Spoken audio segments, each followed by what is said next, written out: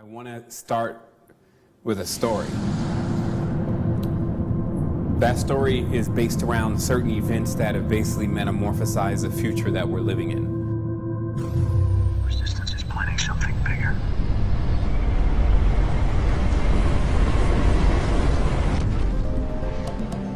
Dreams are as portals. This story is big, like it'll blow your mind.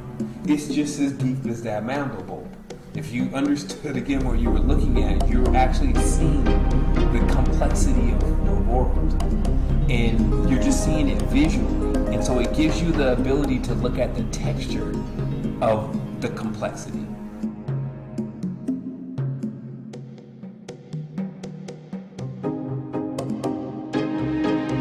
You shouldn't give up in frustration. Your body has the DNA for it.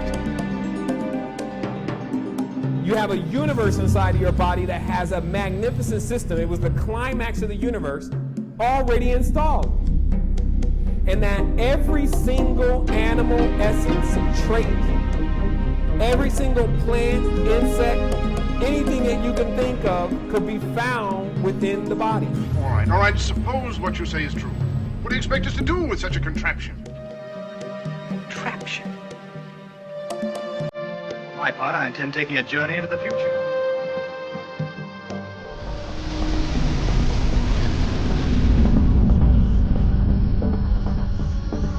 Finally, we get to, at a certain point, this 8th and 9th dimensional lead.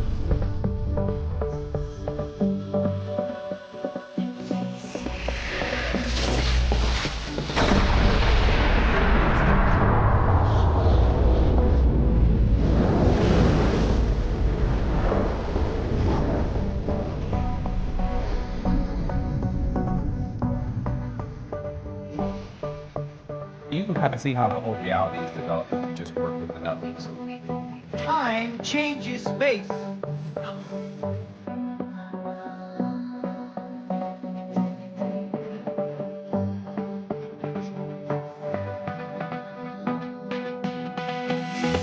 I can write dreams.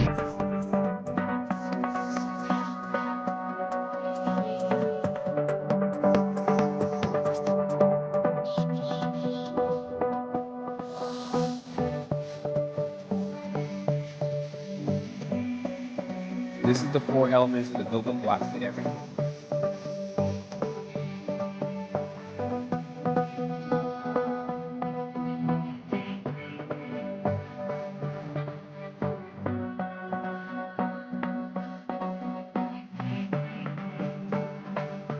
These were codes and symbols that were used to tell where you were coming from.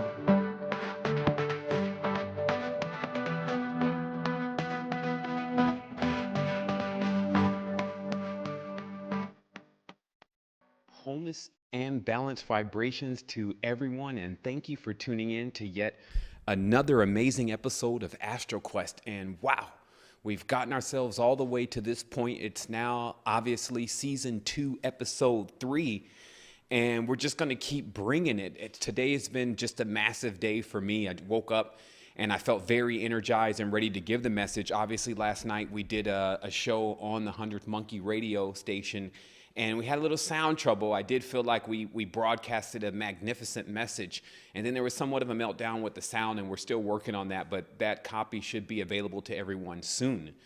Obviously, it's time for us to continue to progress. I feel like personally that the shows have been on this incline of us realizing that we are universes.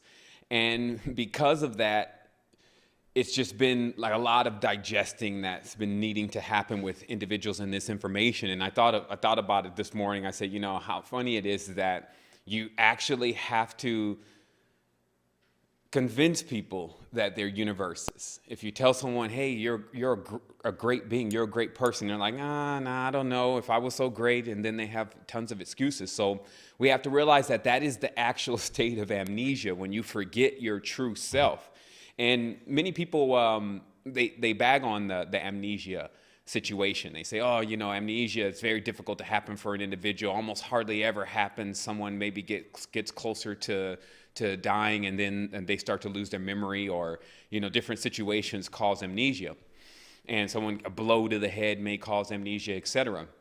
And so I started to realize that the biggest case of amnesia has occurred already, and everyone is affected by it, whether they think so or not.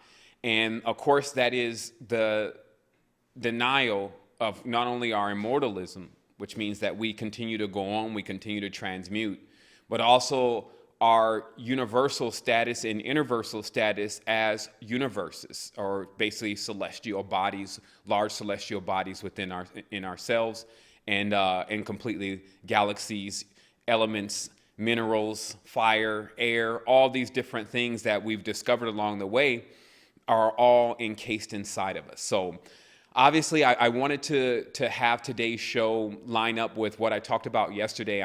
Some people will hear some things reiterated, but I felt it was very important to talk about our memories and where our memories actually are located on a physical level, especially our past experiences. And you can, mental, spiritual, physical level, our past experiences would have to be located in what we're calling chakras. And as we talked about before, that the chakra is like a wheel or a disc, or basically a light code of compressed information of past life experiences.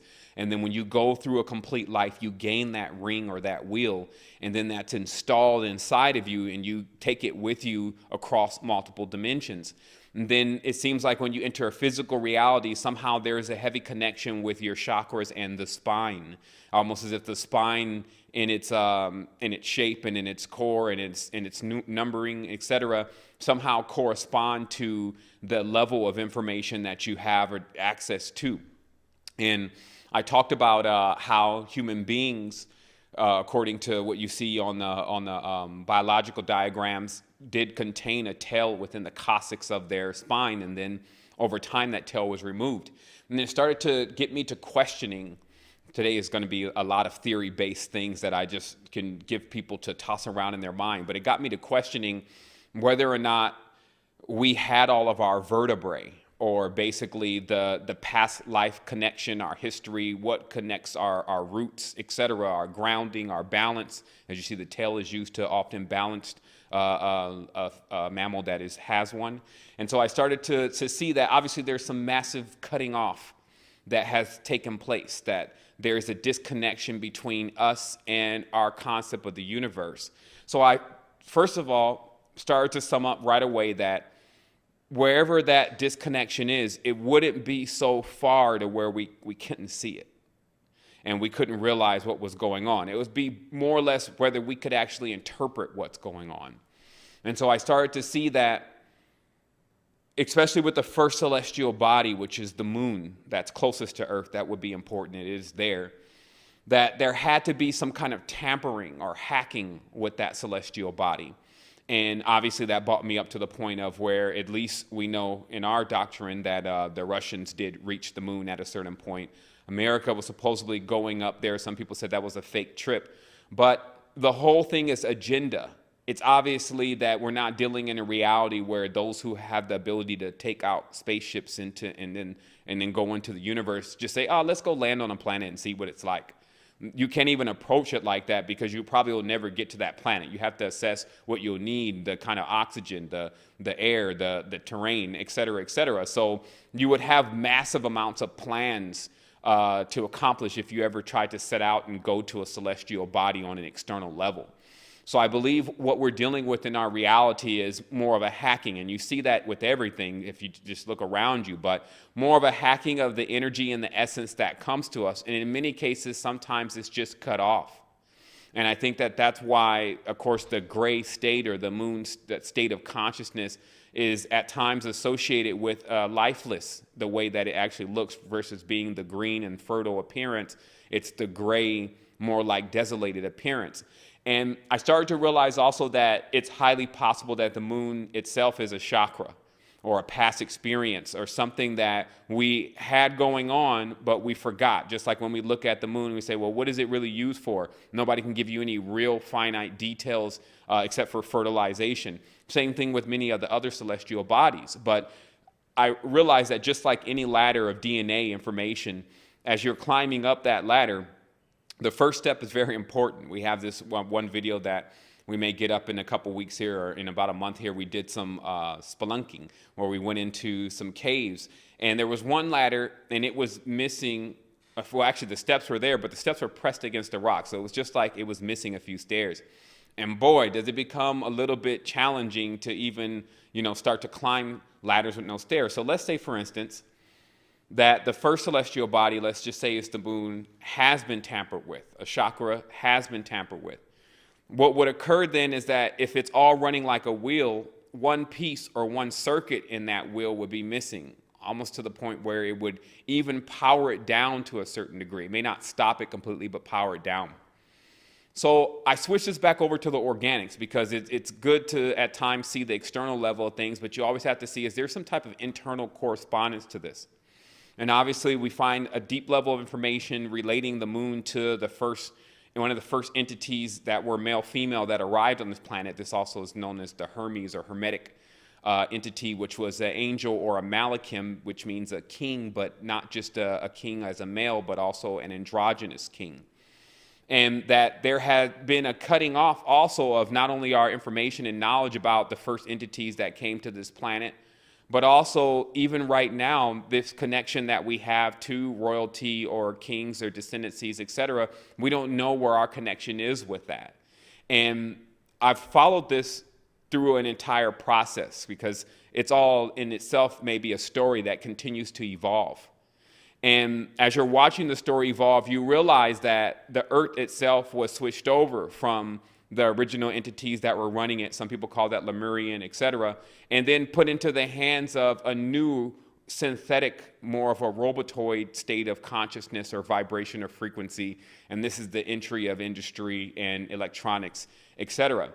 And I started to see, well, what was the real prize then? And seeing that the moon in itself corresponds to fecundity, it only made sense to me, just like the USA and Russians race to get to it, that there probably was a heavy agenda, especially from the more of the divisive type entities, and this, of course, is just other parts of us, but the more devices, it's mine, I'm jealous, you serve me, kind of life form, saying we need to get in control of the moon because the moon controls everything that's underneath it.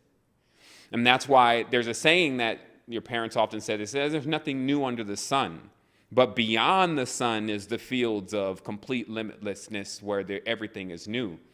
So underneath the moon then, if you start counting the celestial bodies and seeing what the dominions are, you start seeing that only those that are actually underneath the dominion of the moon actually are affected by the moon. Now, I want to tell people right off the bat here that in all of these systems, especially the occult systems of initiations, what I've noticed is that there is this climbing of ladder through the celestial bodies, where each celestial body plays a step on the ladder. And that the moon is the first thing that you encounter. So if we switch that, which is according to them, the angel Gabriel, so if we switch that back over to the Eastern tradition, what they show is that as you're climbing back up the chakras, the wheels, that you actually encounter specific entities with specific traits that you have to overcome. And that's what I was saying about the urges and things that are associated with each chakra. Sometimes it's courage. Sometimes it's compassion, something completely opposite to gauge whether or not you belong back on the throne of your consciousness. And so I started to really see that, obviously, if the first challenge that comes to you is everything that has to do with the moon, which is ideas. And that's why the moon was always heavily related to Thoth and Hermes and writing. And also the urges, the sexual urges of attraction, especially attraction being unbalanced. The moon goes through unbalanced phases. That's what we call the waxing and the waning cycles. And so I started realizing that because this is happening inside of us, and the only thing that these celestial bodies are basically mirrors or correspondence of what's going on, almost like reminders that, hey, it's an inside-outside thing going on. You have something going on inside of you that it causes a certain level of light and energy.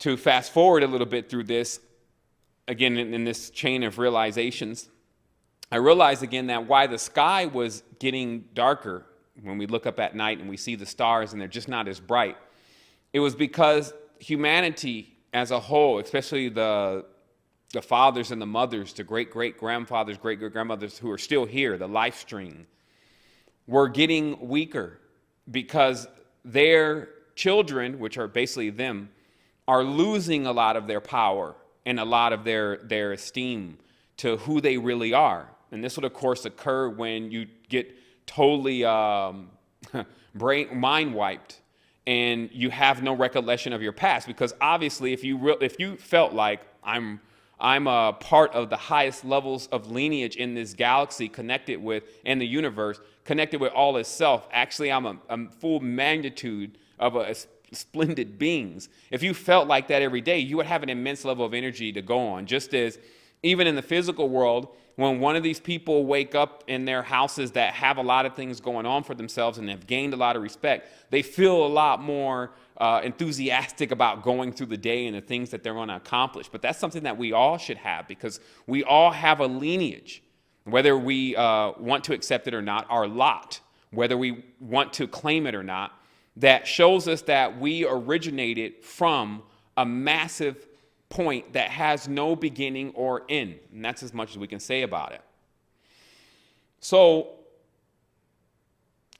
tuning into my notes here, I wanted to first talk to people about some of the failures that will occur if you start to work in the ethereal level of yourself, but you're expecting some kind of physical correspondence to that is occurring. Meaning, just more bluntly, a person who gauges how much spiritual power they have based on if they can move physical objects, like this desk or something. The thing is that spiritual power is ethereal, and it's used to move ethereal forces. It has its effects there. The physical body, the arms, the legs, and things are calibrated to allow us to do things here.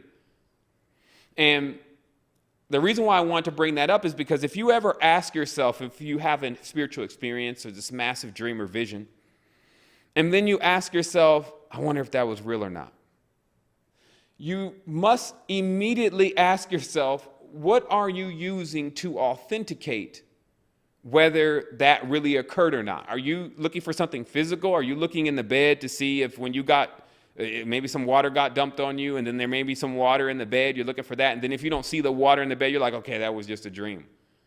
Or, all right, that obviously wasn't real. Maybe it's a figment of my imagination, okay? Now, this is the wrong way to go when you're dealing with the higher state of your consciousness, because what you will see is that all of the building blocks, such as neutrons, electrons, all of atoms, DNA, all those kind of things can be moved around easily by the ethereal body. But you will not physically see that. You see what I mean? What you will do, though, if you do it in the proper process, is you will see the results after the time lag. Remember, what existence is slowed down light, now to where it's become dense. So in that tense, that means density only means slower speed. You come off of this aerial creature, Etherian creature, and down into a more physical creature, which slows things down. It's more dense. So we're talking about speeds and vibratory frequencies here. So we can automatically go from there and realize that, all right, then, the faster that I move, especially in harmony, the more I can move closer to the control point. But the slower that I move, the more I get slowed down by slower vibrations. What is going on? I move away from the control point. So now this shows you where the oversoul is of yourself. The oversoul is still at the control point. When you climb down the ladder and choose to go into the lower vibratory density of yourself, something still has to remain. That's our hyperdimensional personality. Something still has to remain in the oversoul component. So this accounts to why, like I said again, if you want to see a rapid increase, you need to deal with the more Etherian state of your consciousness. If you want to see an actual physical change in the reality, you need to start bolting on physical components to the physical body's consciousness. And some people say, well, what do you mean? Isn't the mind giving the physical body consciousness? To a certain degree, the body is learning from the mind, but the body has its own thoughts, its own makeup, its own suggestions. Just like any animal can be trained to and can learn to do things. So we have to look at our physical bodies as also with an intelligent status to it, or sometimes a foolish status. And so I will go over again very briefly about how this whole thing works, this universe. Okay? Now, where you are located generally when coming into a physical plane is in the globe of your body. And that's why some people say, I see orbs walking around, or I see orbs floating around. And they won't be walking until they get heads, or excuse me, they get bodies. But I see these orbs going around because the orb or the head is basically the first vehicle that we descend into this physicality into. And we take our position in the throne as infinitesimally small, limitless entities.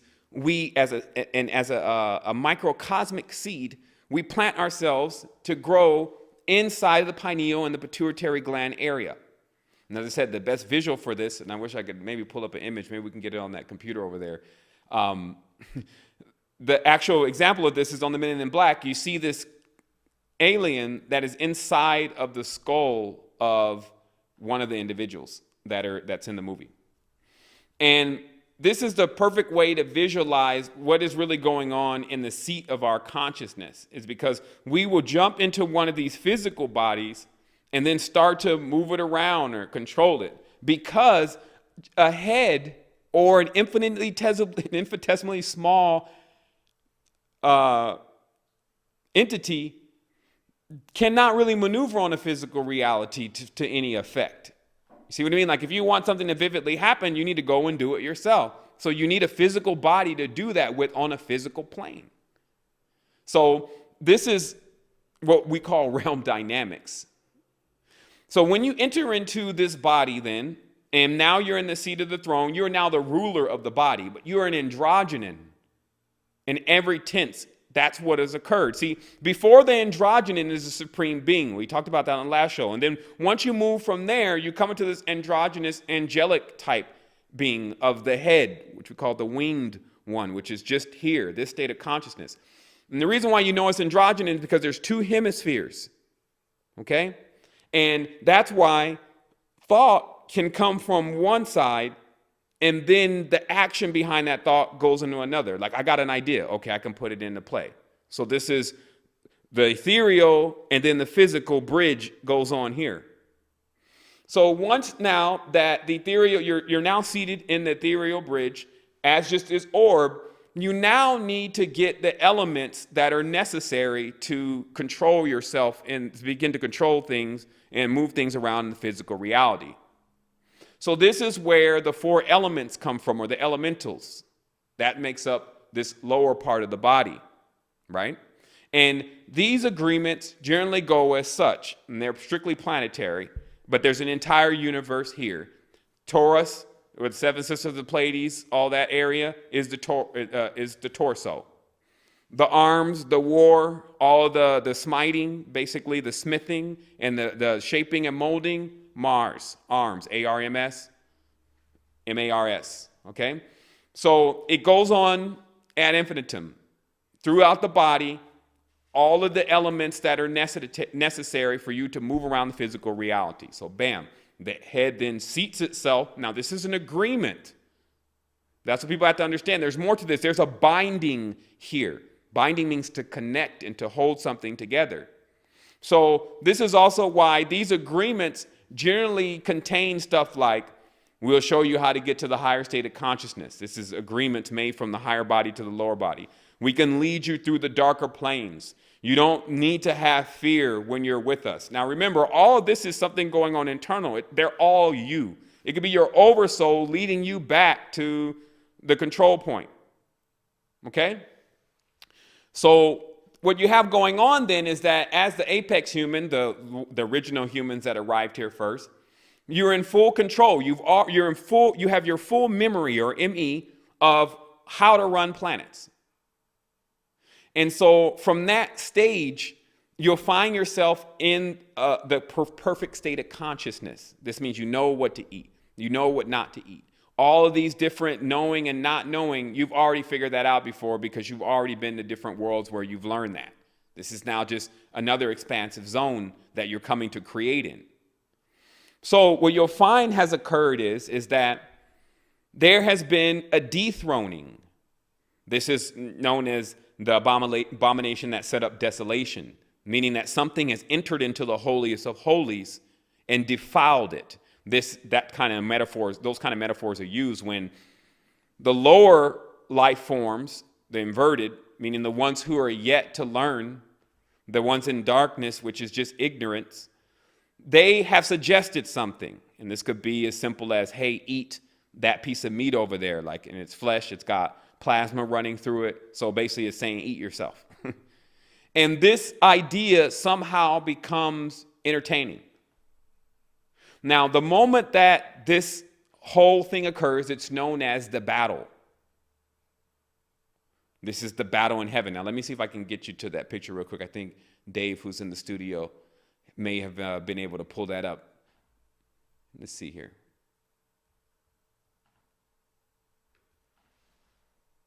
All right, here we go. Let me see if I can get that in on the switcher. Clear, yeah. All right, here we go. Now, so what occurs then is that there's constantly a war in the kingdom, meaning there's constantly, just like a child may, oh, mommy, let's eat some candy. Oh, mommy, let's do this. And oh, mommy, and oh, daddy, let's go here. And then constantly suggesting things that we know as adults are not what you're supposed to be doing either at that time or not at all, etc. But because they don't know, they're at least going to ask, can they do it? And this is the communication that goes on in our entire body. There's a communication going on in this universe. The moment you shut off communication and you just turn your back on your organs and turn your back on, literally turning your back, once you do that, then all communication, the grid itself, organic grid, shuts down. So obviously, again, you get these suggestions from the body, and when the body is rebuked and told what to do, no candy, but you need to eat this. No, you can't really go there and just relax all day, but you can go here and work out. After a while, as the body is continuously conditioned as such, it becomes the height of itself, and thus it connects to the oversoul.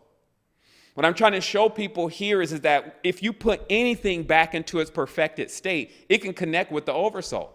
Even a chimpanzee, even a bird, if you understood what you were doing and you understood how to do it with your mind, you can rearrange the DNA in your spirit. You can arrange the DNA and put it back into a perfection, and the bird starts communicating with you. You can hear what the bird is saying. Why? Because now you're back on the same channel. All is self. I'm the bird too. I should be able to talk to myself. You see what I mean? So this is the power that we forgot about. And how this occurs is there was a situation that after we came out of this cave, personally when we were spelunking, I had this heavy level of resonation going on at that point. Everything had quieted down in my body.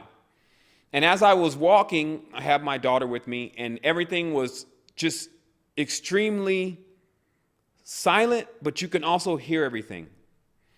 And right then I got a lesson. Right as we were just exiting the park, there was this silkworm or some type of spider, who knows, something had made a silk line. And when I went through it, I felt it like go across my face, right? And then as soon as I felt that going across my face, I had this simultaneous thought as if I was going across the finish line. And then the moment that I had that thought, the oversoul said, yeah, see, this is a real thing. Now listen. And I was listening, and I could hear the trees lightly applauding. I mean, it literally sounds like, many people have been in the forest before, so you hear this sound that sounds like the trees are applauding. And I said, man, that sounds like somebody's applauding. And the officer said, but wait, here's a whistle. And I started listening more, and I heard these birds whistling, very similar to the way people whistle when they're watching an entire thing like this take place.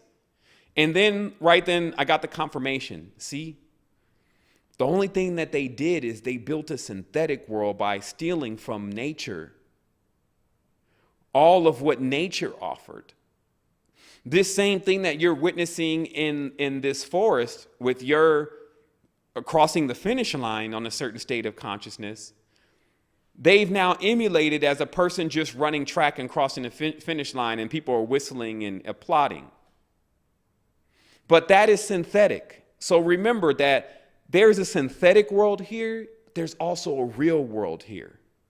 And if you keep thinking that these trees and that these animals and everything that has the life force flowing through it is a hologram versus the real holograms that they created from these LCD screens and plasma screens and all that, then you'll miss the point entirely. See, we walked out of the jungle, as they say. But where did we go to is the question. So let me get here to my notes, because I want to talk about another subject now, bioenergetics, because I want to give people all the keys that they need to do what they need to do. It's been discovered already the body has an immense magnetic field. It is in itself held together by magnetics in many cases. So the stronger your magnetic system is, the more power you have, efficiency you have, the higher level of immune system, etc. You're not sleepy if your core is wound tight. But what occurs is, even if we can admit that the planet is on a wobble, there would then be somewhat of a polarization. And I talked about this in like my earlier shows of why some people are either right-handed or left-handed. Few people are equal-handed. But that because of that imbalance as a wheel, it's causing an orbit, an elliptical orbit, rather than a circular orbit. And that's why people thought that, at least the Greeks, they still had their hands on the knowledge from before the schism. All their stuff was based on everything being a perfect circle. All their diagrams, everyone thought the Greeks are foolish. They believed that their world was circular. No, they had documents of when the world was circular before it became elliptical or off balance. Then when the body becomes off balance, this external universe will show the same reflection. It's because the external universe, of course, is on the lower level, even lower than the physicality. The internal universe is where it took place first, meaning that the off balance, the elliptical orbit of our chakra centers has occurred in our consciousness first before it ever happened on any type of physical reality. So this is important to see, because now you can confirm that something is off balance. Now notice the so-called controllers in the reality just control what's under the moon as long as one has not ascended beyond that point. They actually believe that also the same thing, that the poles are what needs to be controlled, flipped, or switched on an individual to get the desired result from them. And how you catch that in the etymology is that when a person is out of line, they send the pole lease. Some people may think, again, that that's one word, but when someone's out of line, they send interpole. It's because they understand these polarizations and these polarities.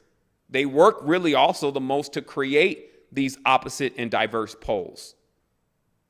So it's important to see also that if you can then gauge that the poles are important, then you can also begin to divine within yourself that maybe I'm off balance. Maybe that's what's causing all the problems. Somehow my balance has to be restored. And I will see a mental, physical, and spiritual correspondence to that once it happens. But if I'm on a planet where a majority of the consciousness is actually off balance, then I need to transcend the state of consciousness that is on that planet. And just like if you arrive to the moon and you find that it's off balance, you need to transcend the state of consciousness of the moon. You see what I mean? We can go through, as we're going up this ladder, again, this is a zigzagging, okay? Or you can go up the straight way, right? But the zigzagging of going to different celestial bodies, because they're not all in a straight line, that actually causes the polarization. So you see, this is again realm dynamics, and the reason why I have an announcement today, let everyone know that we're actually taking the next show off, is actually so I can start to put this in an entirely different format. A visual format in which individuals can see what they're experiencing and how it's leading to certain things and how that's sketched across the body. Because I actually have the knowledge and information now to be able to do that and the will, and I need to just get a little bit more of the time, because I find myself in these shows explaining stuff that really, really needs some deeper explanation. And once a person gets it, then they actually have a massive key that they can continuously use to unlock things, right? So what I will say here is that, let me just glance over my notes. Now, we have to see that what has been created once human beings begin to come back online, meaning coming back into the balance, realizing there's some type of polarization, either mental body, physical body, or spiritual body is all balanced. Someone is behind, maybe everyone, maybe just one or maybe just two, but all the bodies must be brought back into a balance. And then once that occurs, you actually power up. There's nothing that can stop it. It happened to me just as vivid as I'm sitting here talking to you. It wasn't a placebo. I actually got it to connect. That's the other thing about when you can reach out with your spiritual energy, but you do that with your physical body, there's an agreement there. So you transcend a lot of the levels and connect things right there. So once I was able to collect myself, and then again, the magnetic cores begin to tighten up. They're not so spread out or non-formulated. Then you get to a stage where, again, you light up, and then your aura, your field, your information, your DNA, etc., begins to spread out. And all those that are in that radius, all the essences that are there, because they're definitely there, become affected by it. This is known as the organic grid. It is now primary and necessary for individuals to start getting this. The ones that feel like that this is not way over their head and that they can actually put the rest of this together even for themselves, as they do that, they begin to light up. And what this does is that if a certain amount of people, and you can probably even find the number of the geometry to this, start to do this, it brings the grid back alive. And this is what I'm involved in and what I'm working on now, an organic grid, to where the consciousness of who we really are begins to pervade everything. So I also had a side note here about water, and always remembering the old people saying, hey, if they're going to get to you, they're going to get to you through the water. And it started to bring me to an ultimate conclusion of us needing to pay more attention to the water, especially its structure.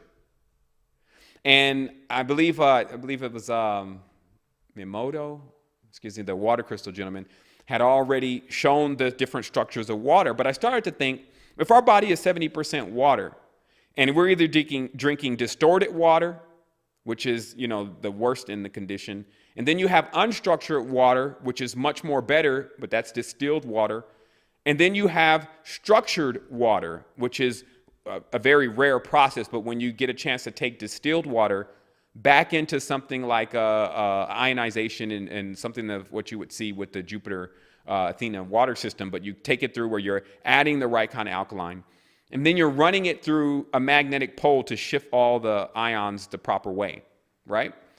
And then what you would come up with is basically superfuel. And the reason is because our body is utilizing this water, just as someone may utilize water to shape and fashion things. If you notice, there's a lot of smelting and things, they have to use the water, and then that hardens things and gets it ready for another level of the shape.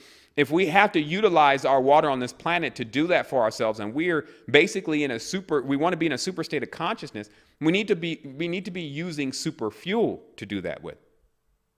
So those of us that especially that are in what I would say versed in this field, and I've been pursuing water for 5 or 6 years, we're now, and there's a gentleman, I think his last name is Verbelli, he was talking about restructuring water through magnetics. This is something that we have to complete. This is something that we have to finish, because as beings, again, that are 70% water, if we restructure our water, then we become unbreakable. It's just like with an architect that builds a building, and first he builds or she builds the skeleton.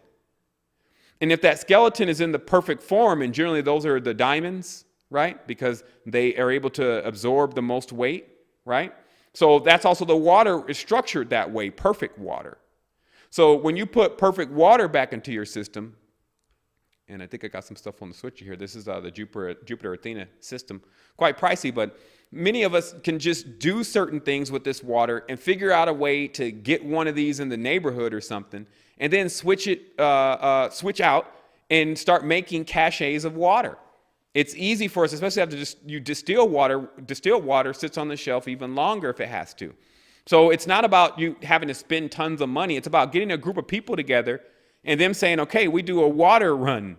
Like somebody makes the water and bam, we got gallons coming out, and it's a timeshare for water or a collective effort, right? But it's important because you'll see that as you start playing around with the organics, it's a long road. We all need to eat food, but still, it's like all these different things that you have to take, and you have to eat and prepare properly and make sure you get from the right place. And there's all this stuff that comes with it. And it's because it is a lesser fuel than what's next, which is water. So if you can perfect your water, it is highly possible you become a Watarian. And the Watarian basically just needs to eat or drink, water, and that fulfills the state of consciousness that is necessary for the individual. Let's see something real quick. And the reason why this is important is because you move on to another fuel. Okay? And this fuel is more of a super fuel because it has less conscious particles in it. See, when you eat food, all the state of consciousness from the farmer that grew it, the land that it grew on, the different insects and things that are inside of it, all of that is going to affect you to a certain degree. So if you want to move to levels where there's less distortion, then you go with something like perfected water. And obviously, for those that are climbing the ladder and have already mastered water, the last system of mastery for superfuel is air. And the reason why that's the last system, because it takes the individual to have a pranic force within them. Their pranic force, when they take this breath, that heat that is inside of them, which is like a fire, but more like high-speed air, it actually begins to purify the air. Okay? Obviously, you can work with air purification systems to help your air. But the true air purification system is the prana within your body that actually superheats those molecules and those impurities within the air, and then the body takes the air actually in as a supplement. And of course, this is the breatharian. Now, keys to the breatharian are, of course, you can't smell or you can't take in New York air and be a breatharian. There's not enough nutrients there. In fact, it is the reason why we still think it's oxygen that we're breathing in cities like that, but it's really not. It's more methane and all those things, what they say that the reptilian state of consciousness likes, which of course is a reflection of us. Living in cities with tons of smog, and yeah, your body will pull some oxygen out of it to survive, but now it's also surviving off of nitrate and methane and all these other substances, and it's eating and consuming that. And organisms, especially the worms, are growing based on what is being fed to them.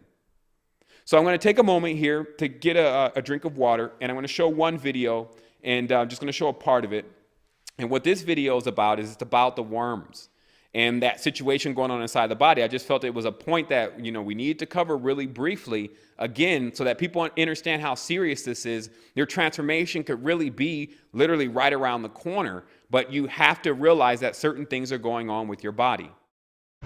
Are you interested in knowing what parasites do to you? Probably, yeah. Probably not for me. I'll be honest, it doesn't really interest me.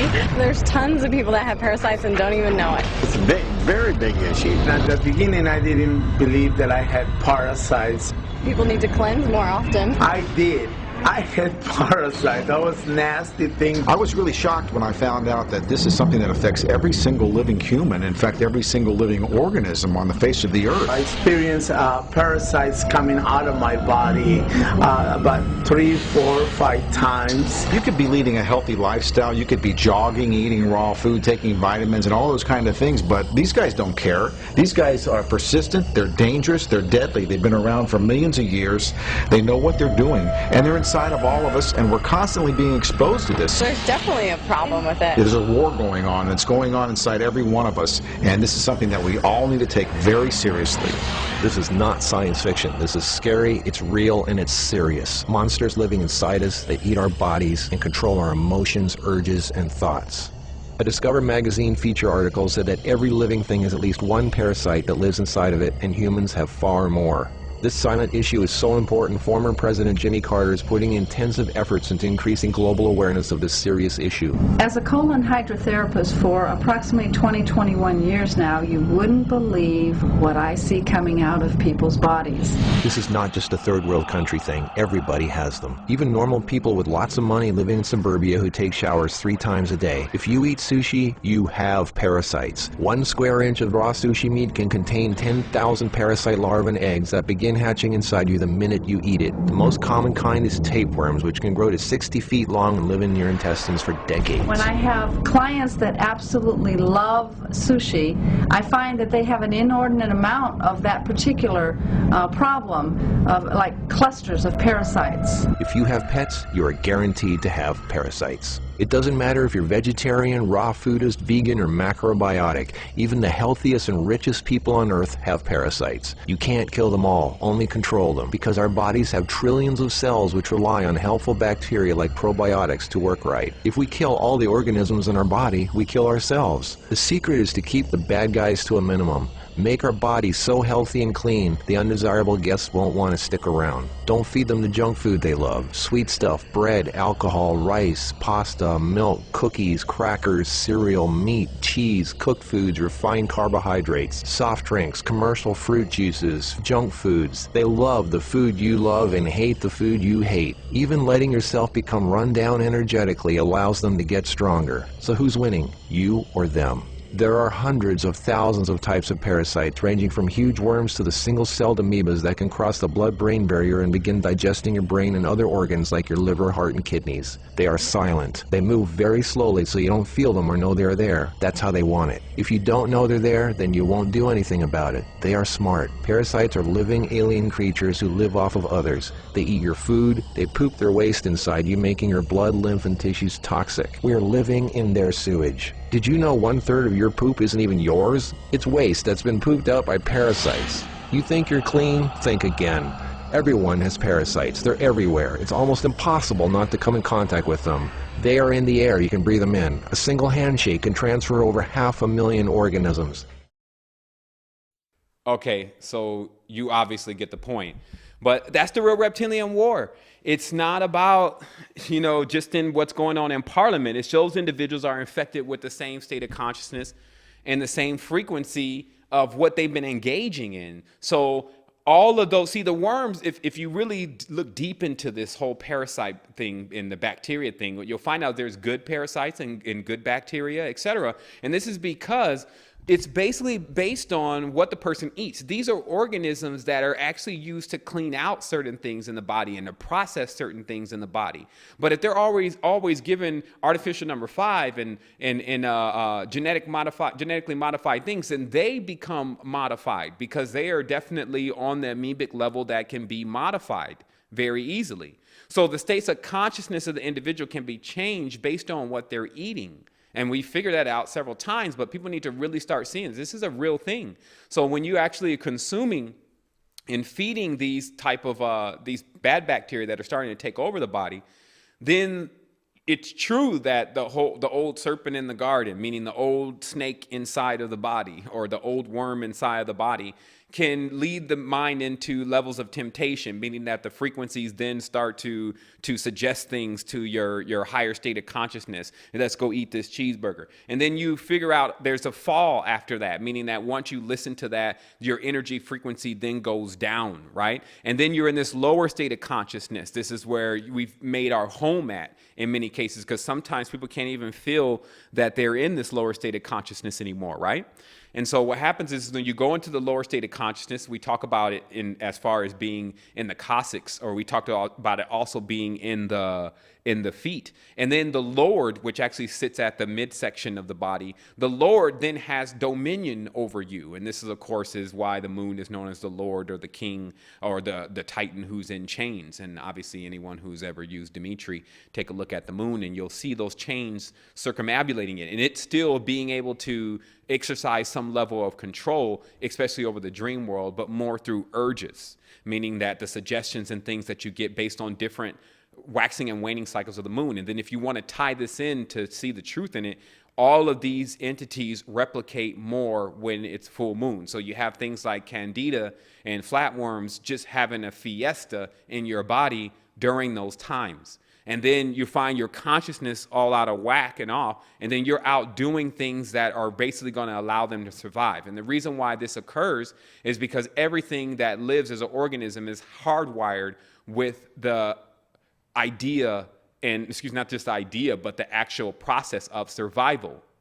So the worms too can either pass or be modified, so that way they start to process any of their real waste that is occurring from the food that you're already paying attention to what's going in your mouth, and that it doesn't have a great deal of waste. So this entire process then of breaking down actually gives your body the proper molecules that are necessary. In addition, I just recently put up a post about fulvic acid and ATP plus, GTP plus. And it's because what I realize is happening, and many people can attest to this, is that when you're taking this acai, you're taking this lucuma, you're taking these different superfoods, and then you don't feel so super. It's like, man, I drank all this spirulina, all this blue green algae, and I just, actually I don't feel really like it's doing anything. And this is because our body is not breaking that stuff down anymore. It has lost the enzymes that are necessary for it to break down and to extract what it needs from that. So what happens is that the alkaline situation that everyone keeps talking about, you need to be high alkaline, is starting to shroud the importance of acid, like fulvic acid, and these kind of acids that are like the ones in your stomach that break down a great deal of these nutrients in food, so that way you can really extract what's in the acai berry or what's in the lucuma, etc. So this is one of the things that a great deal of people may be experiencing, is that they're not actually feeling the results of some of these elements that they're taking, because the body doesn't have the proper enzymes, the proper acids to break it down. So you can restore that within your body by utilizing ATP, GTP, fulvic acid, especially concentrated, and doing your research on that and seeing how that's helped so many people break down calcium, because calcium deposits and sediments that are all in the body. Even you can see it on the teeth at times. But notice how, let's say for instance, just notice how if you distill water, or if you run water through your shower, and you can notice the buildup of the calcium, especially if you pull off the nozzle and then look into the nozzle and see what's in there. And then you'll notice that obviously this same stuff has to be in the body. It's not just getting processed, it's actually getting stuck in the body. Some of the pathogens are eating it, and then again, they're metamorphosizing off of it, also defecating their crunched down version, I'm looking for words here, but they're actually defecating their processed version of these elements inside of you, totally toxifying the system. And because, just as William White explained to everyone, all this stuff is frequency, you just find yourself in this lower frequency sediment. And so your roots, basically the soil that you're in, is not enough to give you the strength that is accompanied with ideas of massively connecting to Oversoul, becoming all itself. So this, I believe, 100% is what people are not utilizing. That's allowing them not to have the greatest effects that are possible with not only the supplements, but also with just the whole feeling behind the spiritual ascent. because I started to notice that some of this stuff that I've been talking about, even some of the one-liners, if it was a person 12 years ago, they've been like, Eureka. Oh my goodness, that's it. That's the thing that I've been trying to figure out my whole life. Now, when you tell them, they're like, okay, okay, what's next? What else do you know? What else? You see, so there's no energy accompanying with them getting the full realization and total realization of what is occurring. And I think that that's a part of what the so-called controllers have been working on with making everyone more synthetic. So that way, when the truth does come out, a person can't even feel the truth. Truth is something that you have to feel. Like you can't, knowledge and information has power. But if you don't have the power, basically, it can't do anything. That's why most of this stuff on the external level is all passive. It needs us to interact with it. It needs us to believe in it before it has any real movement on a physical plane. And that's why I was saying earlier about this high state ethereal consciousness is great for when you're dealing with ideas and you're dealing with things of an ethereal nature, moving around DNA and life forms, waveforms and wavelengths and photon emissions. But when it comes to the physical reality, that's why we run the gauntlet every day. In realm dynamics, we push the body to its extent on these supplements. You see what I mean? Like if ATP plus, GTP plus really has it in it, if she legit really has it in it, we're going to see today. And trust me, what I've noticed is the body starts to, when working out in high acceleration, when the heat, we're generating heat or else we wouldn't be sweating water. When that happens, these molecules and ions they get activated and they get conductive.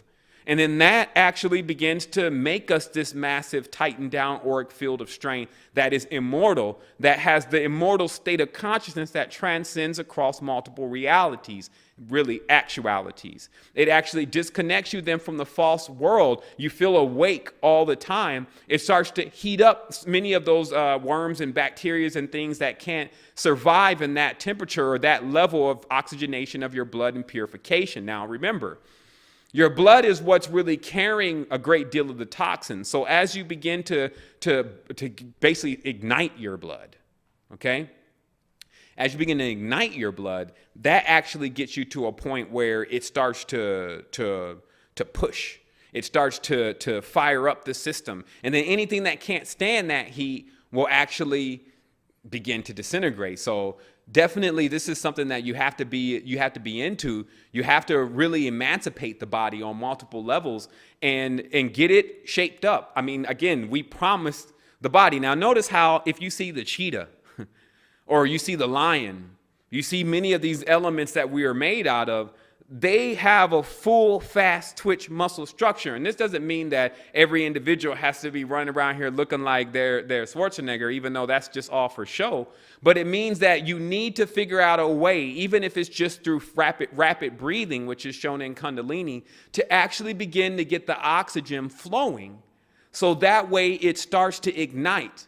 You get the oxygen imploding with the blood, actually igniting, and then the toxins are burned off or the impurities are burned off. Now notice how, again, this is all the spiritual lure that is talked about, but it's done in an external way. Oh, Satan burns up hell and he's in there, it's a fire. And that's what they're doing to this world. They've taken all the heavy levels of knowledge and made it an externalized storyline, which is proved to be a myth. Because it's not something about, it's something about us, but it's externalized, and that's what's proving it to be a myth, So what I'm going to do here is I'm going to go ahead and take halftime, and when we come forward, we're going to go ahead and get into the second half of the show. Obviously, that's going to be about the question and answer, because I really want this opportunity, especially since we're going to be taking that slight little bit of time off to enhance things even more. And then we have some other individuals that are coming in, and we're going to be working together with a lot of training. So that way, when we get on this switcher and these zap boards and all this stuff in here next, then it will be already I said, we have to stop this whole thing about the show keeps needing to be better and better, because obviously it's a really great show, at least I think so. But also I want just this level of information that's been coming across for the last month, I want us to savor it. I want us to pay attention, because we have to see that some of these one-liners, as I keep saying, are really the keys that are holding like our levels of expansion. And as long as we can hear that key and begin to apply it to the proper part of the body, then that way we start seeing results. Then we power up, organic grid starts to power up, et cetera, et cetera. So let me do this. Let me go ahead and get everything ready for our little halftime. Actually, not so much as little, very big. Biggles to be exact, little halftime show, and then we're going to come forward and we're going to take some calls. So I'm going to go ahead and get that in there now. And thank you for tuning in to Astral Quest, and here we go.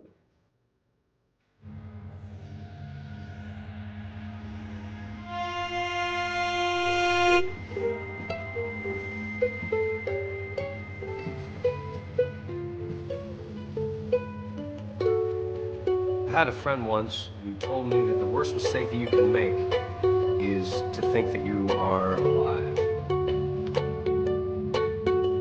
when really you're asleep in life's waiting room. And what we've come up with is an immense body of knowledge. It is literally a corpus, a body. It is our body of exactly what the big secret is here. The big secret is us. We're universes, no matter how long it takes us to figure that out. Now look, just on a simple level, how many atoms are in the body? I think it's over trillions of atoms, right? But one of them is an immense level of energy to explode everything. So just from that alone, no matter what anyone says about you or what they think you are and what you think you are, even after a bunch of marks, labels, and tags, it doesn't mean you're not sitting on an atomic megastructure with the power of implosion of an entire universe. Or in this case, an innerverse. Because now we start to get into the core energy, like everyone's looking for free energy for cars and buildings and all this. I think free energy for the body. Tired in many instances, working 4 or 5 jobs, and then you got people screaming at you and all this. I mean, what's up? Can I plug in? Is anything going into this PlayStation or this TV that can I plug it into? And then what we figure out is that the plugging in's already going on. Human body is docked. And there are ports all over the body. This is, of course, what we take in. Things are always boarding us, and to the point where we're just as run down as the Earth is. There's a symbiotic in everything. And if you could see the corpuscles as you activate third eye, you start seeing these globules going through the air. It could be just garlic. It could just be a scent from a rose, but it's all traveling in these little orbs, right? And they go in the nose, go in the ears, go everywhere, and they dock. And that energy and that essence becomes a part of us and affects us in a certain way. Likewise, when we eat something, when we put something into the celestial vehicle, of course, the head, as above, so below. The head controls everything, so it's the one deciding what it's going to put in, right? I'm going to eat this, but once it eats it, as above, so below. Now it's going to go down in there. So how this whole thing was wired, and they'll probably come up on a break here in a moment, but how it was wired together is that there was a battle. And in the scripture, which is nothing but internal metaphors, if you really understand it, but now it's externalized. But it talks about how there's a battle in heaven.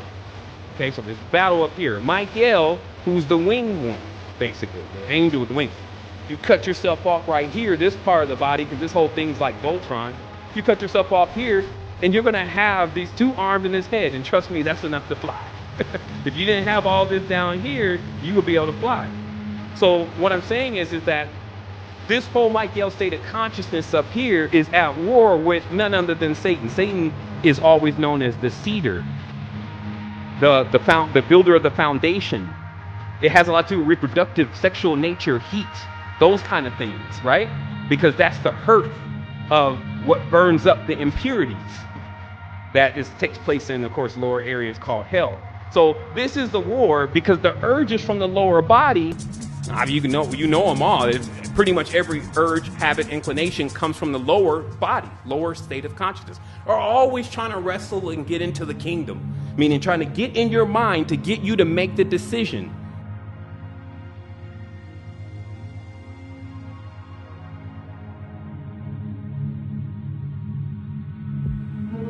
Now you see that there's something else going on, that many people are running around because they don't understand that their body is the planet, it is the universe.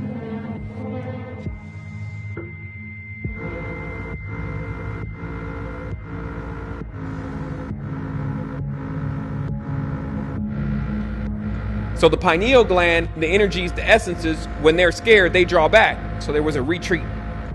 Retreat. And then it's almost like sticking your head in the sand after a certain point when you're in the coccyx of your spine. They say, man, you don't got a spine.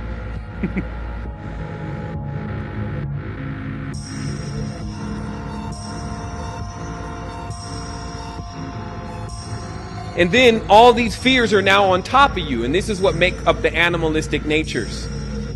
They are the vertebrae that are in our spine that are stacked on top of one another. Now you have to climb back up these levels in which maybe by the third one, you're already scared to go any further. I can't go.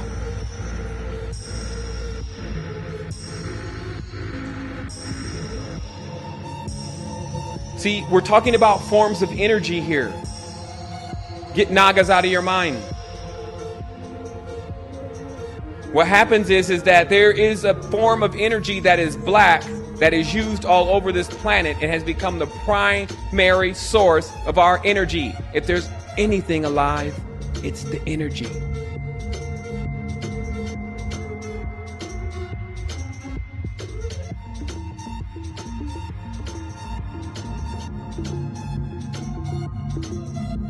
You'll see people that they spend a lot of time doing what their heart is telling them to do. It's great. Their heart's in a great place. But then when it comes time for them to do what they know they should be doing with their health, because we are the earth.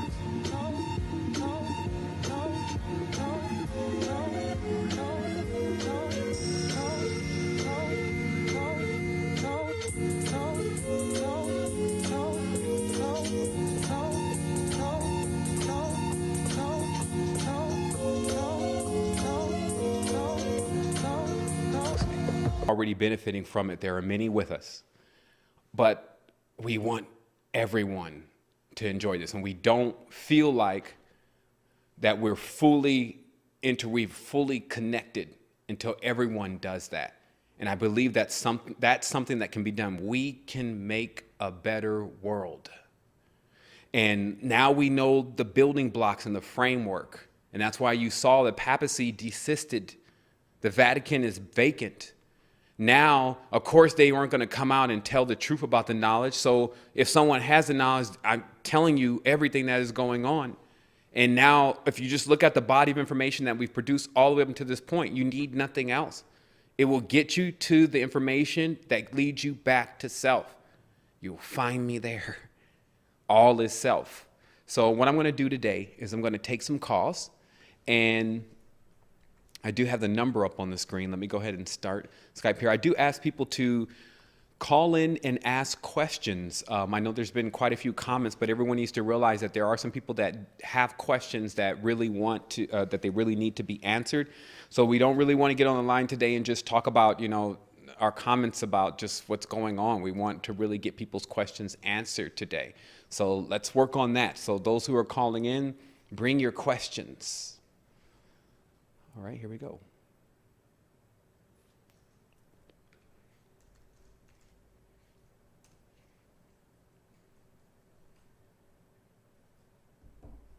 You have signed in. Okay, we are signed in. And, okay, so that telephone number, as you see it on your screen, is 585-653-6979. And I'm going to go ahead and take our first caller calling in from area code 831. If you can remember to mute your Astral Quest line. Also, anybody that calls in, please remember to mute your Astral Quest line, especially if I say your area code. And that helps us to make sure that, we don't get reverb and all sorts of stuff. Here we go. Actually. Okay, we're going to take caller from 773. Wholeness caller, you're on Astral Quest. Hello. Good day. Yes, I want to ask a question about the kombucha tea. Uh-huh. Is that a good substance to apply for one's health? Oh, okay. So just to answer the question directly, sir, I haven't actually tried the kombucha before. I've definitely seen some write-ups on it and them proclaiming that it definitely has properties to not only remove toxins, but also to help with the intestinal system, proteins, etc., and even cleaning blood. But I haven't actually tried it myself, so I can't verify that. And so that's really where I would have to stand on kombucha. Because also, you'll see the chia seeds also come into contact with that same arena of those different kind of substances. Mm-hmm. Mm-hmm. Is there? So that wouldn't be. Would that help health-wise in any kind of way? Well, I couldn't say with the kombucha, but if there's some type of health concern that you have, maybe I can just address the scenario itself. But again, because I haven't tried it, I've just seen a lot of information that it does, in fact, do some miraculous things, just as spirulina and many of the other blue-green algae, those kind of things, and reishi mushrooms, etc. But I can't say that if I personally tried it, that the kombucha, this is what it did, this is how long I was taking it. I couldn't give you that kind of information, sir. Okay. Well, thank you very much. Okay, no problem. Thank you. Wholeness. All right, so we're going to go ahead and take the next caller. Caller from area code 317. You're on Astral Quest. Hello. I was calling about...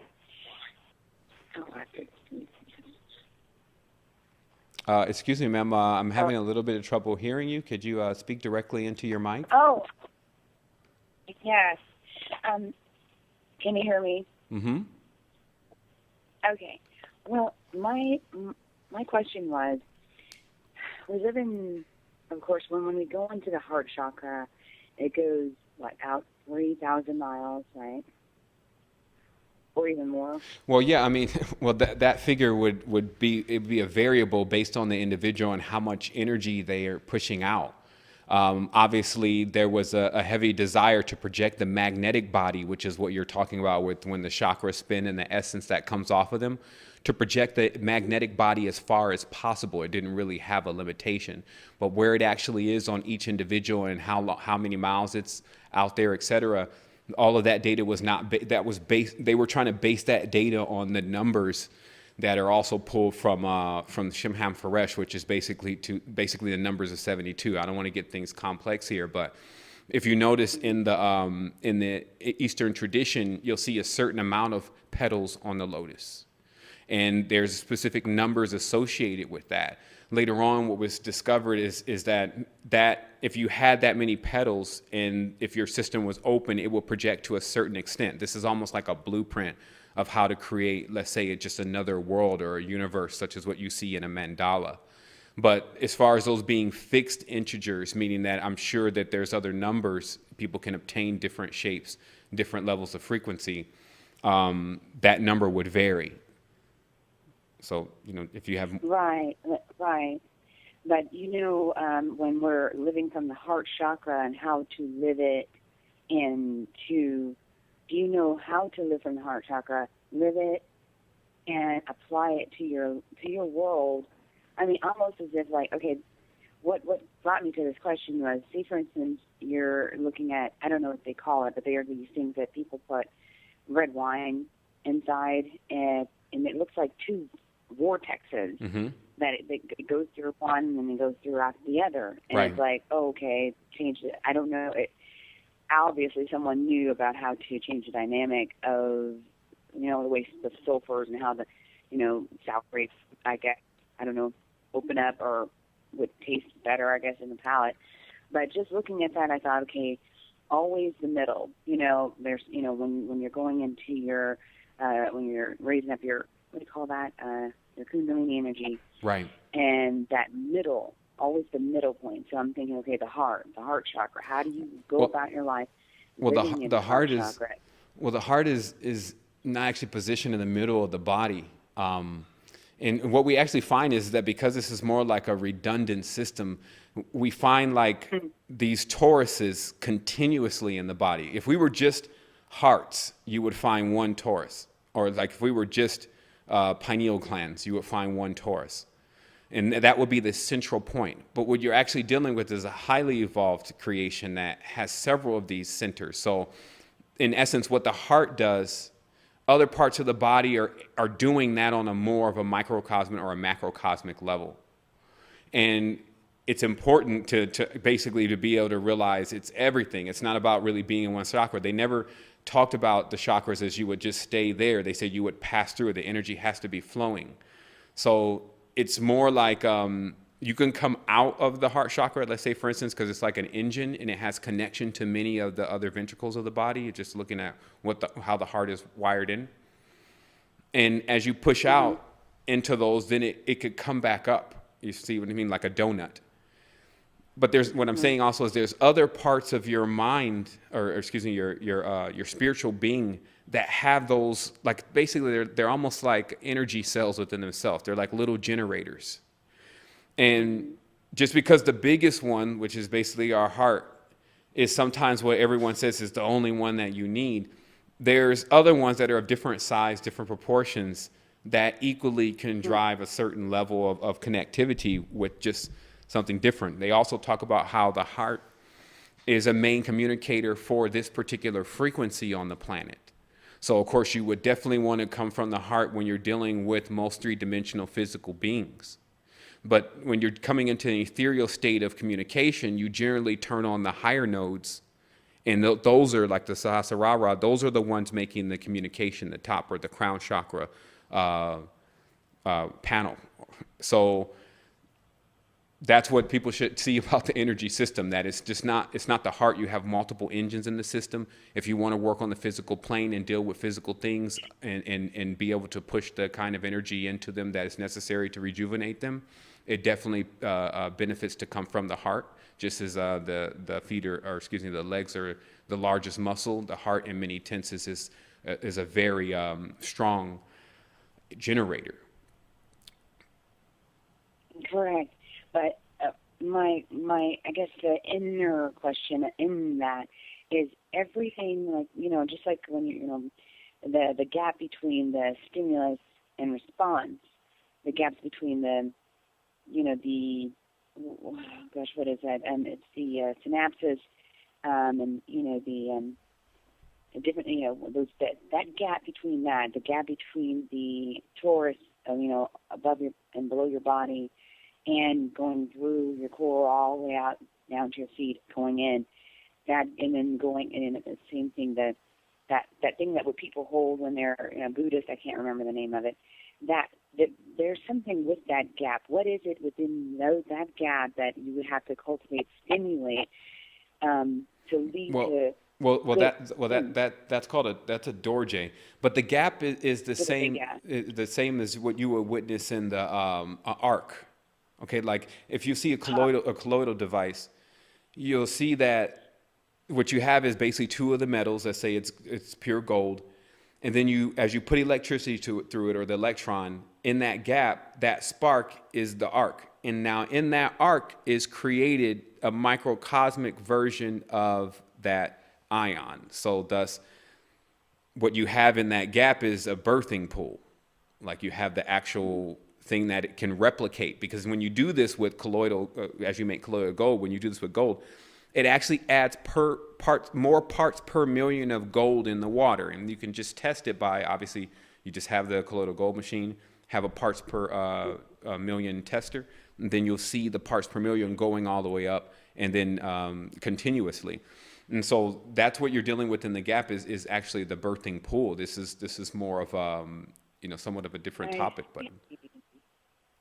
No, that makes total sense. The birthing pool, that's where it all. That's where it would all happen. That's where it would all change.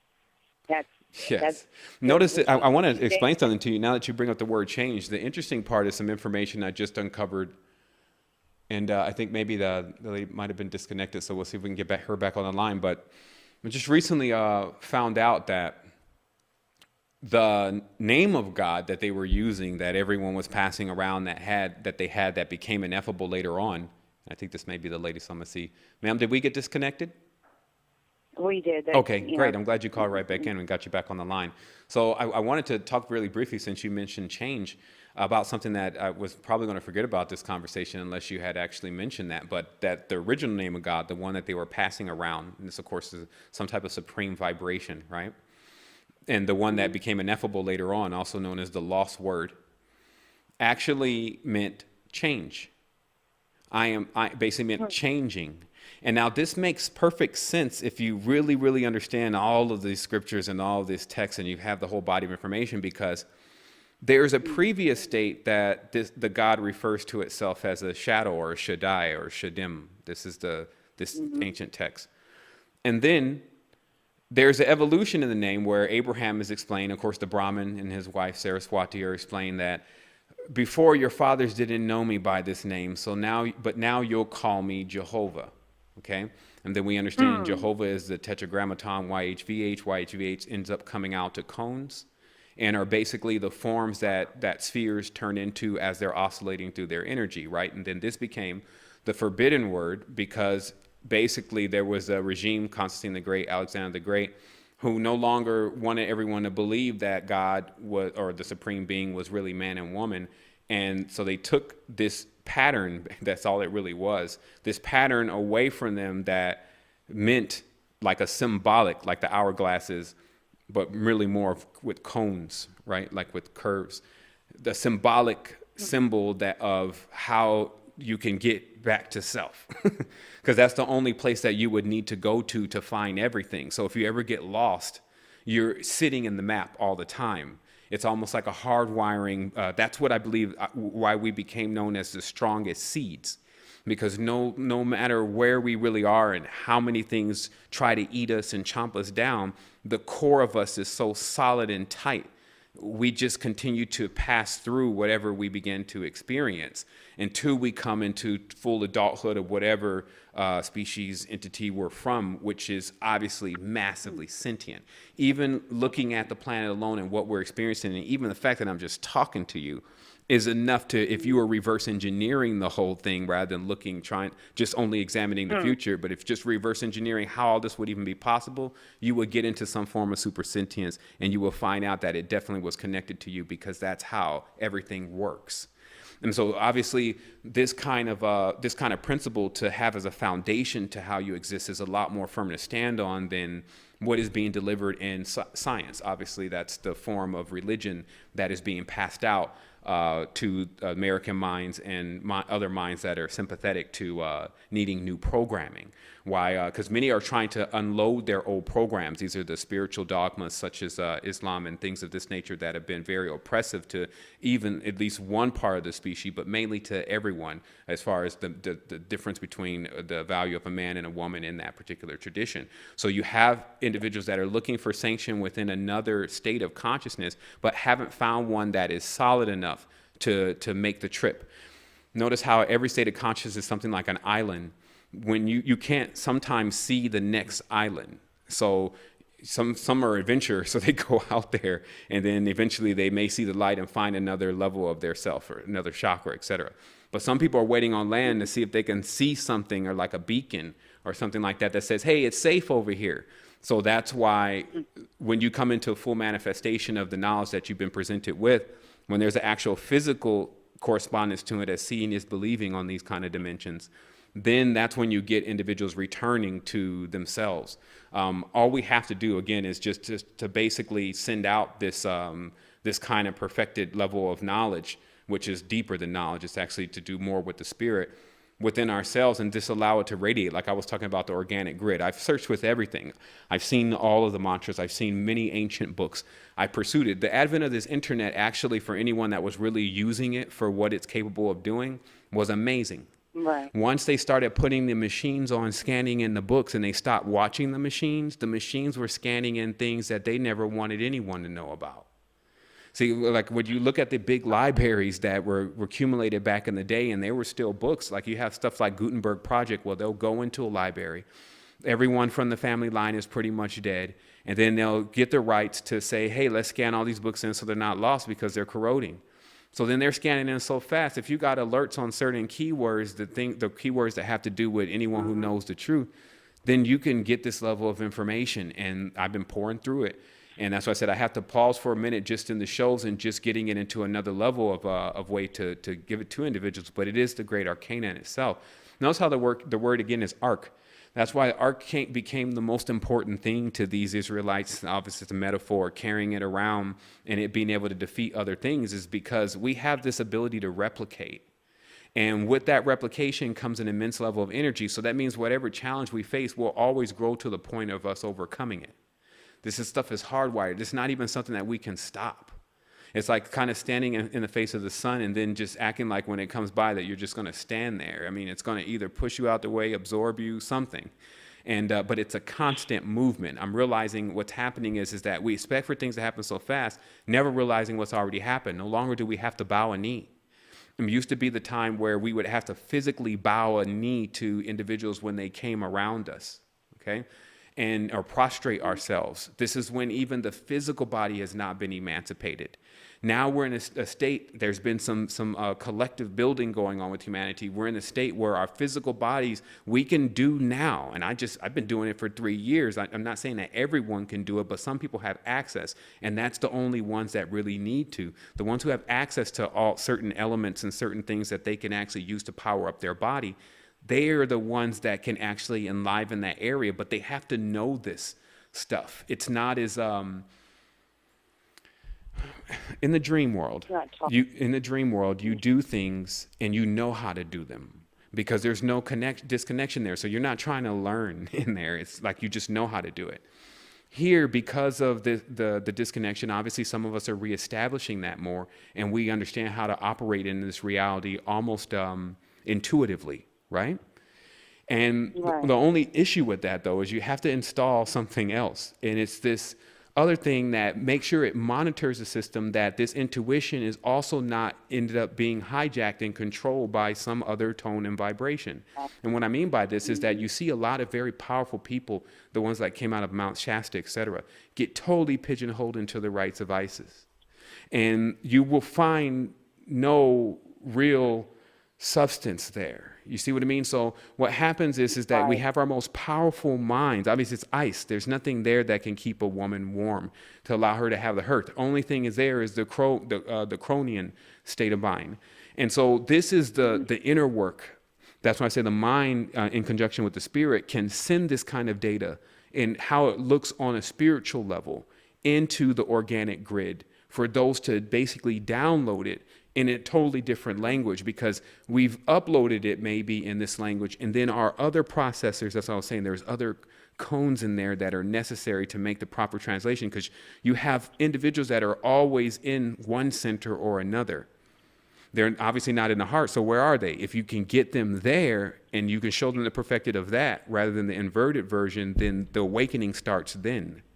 And that's why I said I was on, for a moment, I was 2 months, I was crazy about the heart. Like it made all sense to me, especially after heart sound vibration and there was some stuff even Dan Winter put out. And again, the heart is a magnificent vehicle. But as I began to center myself there only, I found that I was contracting underneath an emotional vehicle. That because of its vibration and tone, and that's why some of the masters will say, hey, you really want to watch how much of the earth tone you put into your whole mixture of alchemy. Because there's a lot of deep sadness here. Now that sadness is a motivator for certain individuals on 2 different levels. Meaning some people, when they see injustices, it moves them more to do something about it. While other people, when they see injustices, it seems to fuel a sickness. They like to see it. You see what I mean? So this whole thing, and you see, look at how complex it is, but look that we can even speak on it to some level of comprehension now. This means that we're actually getting to a state where we're seeing through now. And so there's this old state of mind that still wants to pull us back, and that's why I said there's a sorrow.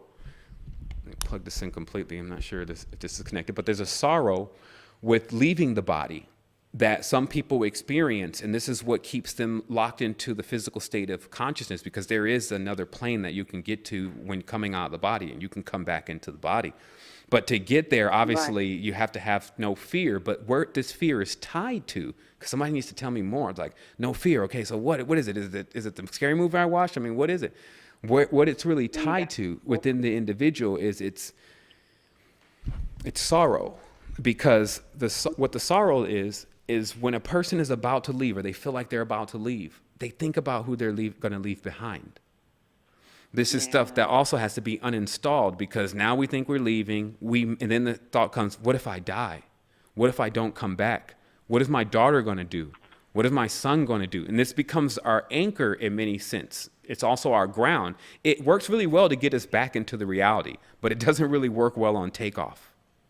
And this is also the things that we need to understand of how to maneuver our mind, body, and souls, because I need to know I'm not going to put on the air brakes on the ground. But we're in a vehicle that is more complex than that. Remember, everything that was modeled in the reality was modeled after the body. And that's why I said last night, never believe that there was this ignorant man, woman running around. They were inside of the intelligence. All of what we see in the reality from our highest level of technology, spaceships, satellites, all this, the ear, the body, all this came from the body. So the apex humans never felt like they needed to create computers and toasters and all these different things to get by. All the computers and toasters were created off of what we are capable of doing. By all means, we have a multiprocessor. And then if you want to put your toast on a hand that is fully activated, it will, or your bread, it will indeed turn to toast. Look, you got high llamas sitting in the mountains at negative 40 degrees, and they're still trying to say the body's not a blazing fire. When a man runs down the field or a woman runs down the field 100 yards, there's enough sweat and water pouring off of them to definitely say there's some combustion going in there. When you get on the astral plane, you see most individuals as arm, leg, arm, head, a fire body. This is the Sanskrit. See, notice how the language was the fire languages, the Sanskrit, the Arabic, they're based on the movement of the flame. The Hebrew is based on the movement of a flame. So what they are is basically the letters that correspond to our body, which is all this has been discovered, but also Yiddish has made gibberish of it. So what happens is that if you know numbers rather than letters, then it becomes a problem for you to actually feel the consciousness behind the fire body. And so obviously there was a point where, and this is what I call the reptilian Borg consciousness, which is basically first state of DNA, but highly synthetic. That's why I put in this picture on the right side. You'll see it. There's a moon, and then it has a half Borg side. Because it's a synthetic now. It wants to be a real womb or nurturer, but it has infested itself with something else that has deterred its consciousness. Who is it? It's the king. This is one of those original angels that arrived here has gotten itself infected because it set itself up in a state of dominion. I will become like God. First of all, this is total division. You are God. So what are you talking about? You actually now have disconnected yourself. So you see now the states of consciousness that you see in the spiritual realm have separated themselves by the sheer fact of just saying that they are the only one. And then from that point, it automatically denotes who they, quote unquote, actually are. Reptilian Borg consciousness sitting on one DNA strand as a hardwire to, if all else fails, something to wake us up. Meaning that when that consciousness actually becomes activated because we've reached base string again, something has to occur in the world to shake up the Kundalini of the world, shake up the Kundalini of the human, a situation where you actually feel like, shoot, I need to activate. Anyone who knows about this and can feel this, they start assessing a whole nother level of energy every time they turn on TV and see some foolishness going on. They're like, man, this is crazy. I'm going to go in the room. I need to activate. And it becomes a serious thing. You feel like activation is possibly your only means of escaping a fire that is headed towards you. Like if you think about it, there's nothing different between me and an individual right now in Lebanon except for a couple square miles in reality. And it's just because it's blazing hot over there. It's a desert. They worship a fire god. They are now externalized their fire god. It's not them anymore. It has become something they fear. They fear themselves. Now they eat all the time each other. This is the only fuel. So like I said, as an enlightened being, you should be able to stand aloft to the world's examples, but at the same time, you feel the sadness based on what is happening, knowing that you can quench that thirst. Whatever it is, if it's too hot, then you can add an abundance of water. If it's too watery, then you can steam it up with your fire. You work with doing the balance, and that was called tending the garden. because the trees, they grow to a certain level that, especially certain ones, if you don't cut them, the fruit doesn't bear off of them anymore. So there was something about these creations that we kept coming up with that needed tending in our 3D reality of slowed down light. And then now we find ourselves actually having to do something, but in a world that doesn't even want the major matriarch archetype to even have any more abundance from a childlike level, meaning that the woman is encouraged not to have children and feels like if she brings children into this world, then there will be, it would be not well for that child, or that it will slow down her career. And this is, of course, because it's so difficult for any human to keep making it. And that's why I was saying before about, they say Project Prism is violating our rights. Our rights have been violated. Like our soul's rights are being violated. So I don't have to like go wait for something like that to occur for me to go into action. But what kind of action am I going to go into? Am I going to play games? Am I going to go downtown and carry a bunch of pieces of cardboard like the people who really need to hear it are even watching? Am I going to go and strap something to myself and obliterate myself? Am I going to do something like that? Of course not. What I'm going to go do is I'm going to go find a great arcanum and smack him in the face with it. I'm going to go find something that was always known to be able to make a cripple climb trees, something that can bring all darkness and push it back into the corners so it's recesses, and also give those the light that are stuck in it. There's only certain jargon that you see being thrown around like that in the 10,000, hundreds of thousands of books that we have on this planet, meaning that very seldom do people start talking about the ineffable.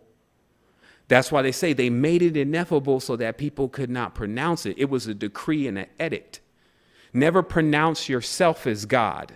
That's what the word means. Ever changing. Hello, I'm in that company. Humanity, we're ever changing. We're not stuck in this one DNA. We're building a bridge. Our DNA eats up these experiences and makes a web across the abyss. It's the only way to travel abysses. There's no anchor points. Our memories become our anchor points, but yet we are encouraged to forget. And that's why what I'm restoring here, there's another project. If anyone wants to know what's going on, is that you see the moon is a refractor. Whatever occurred with the moon, once they went up there, maybe it was then, or maybe they figured out it had already been done. What I believe is that in Egypt, when you've had the first, some of the first sets of Lord consciousness, the foolishness with Pharaoh, but even before then, the Kemetans, this idea of dominance and the use of fire as a weapon, Ra and the rest of the rays, clowning with each other over the rest of the wombs that were running around the planet, just a total state of nothing to do.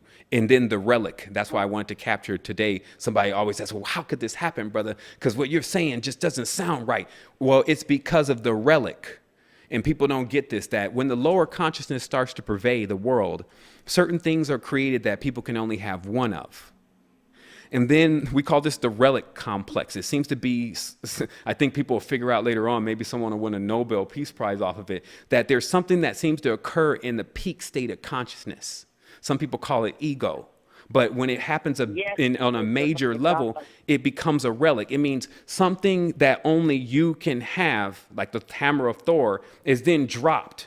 And then everyone sits and fights and wars over trying to get it. This is something that you find going on the planet, and that was somehow connected to the moon, that it was some kind of bride to be won. And then when it stopped being about how much you knew to please it, it became about bloodshed to if you can please it. You see what I mean? As the moon turned red as blood, then you have sacrifices going on for the king. Now, think about it. These sacrifices are not just the Molech Bohemian Grove stuff. These sacrifices is when a mother feeds the child something that is not good for the child and begins to kill the child from that point. See, we get all into this fascination about all these highfalutin stories that we can easily confirm may not even exist. But there are actions that we are doing every single day that equal the same thing. Once we can decrypt it and actually see, oh yeah, like I showed in that video, mother's milk. Like if you understand the surrogate mother and Mother Circe, the church, and the religions and who set that up and why they're running around pretending like they're women but don't even possess that kind of role, a Doubtfire. Like I said, Mrs. Doubtfire.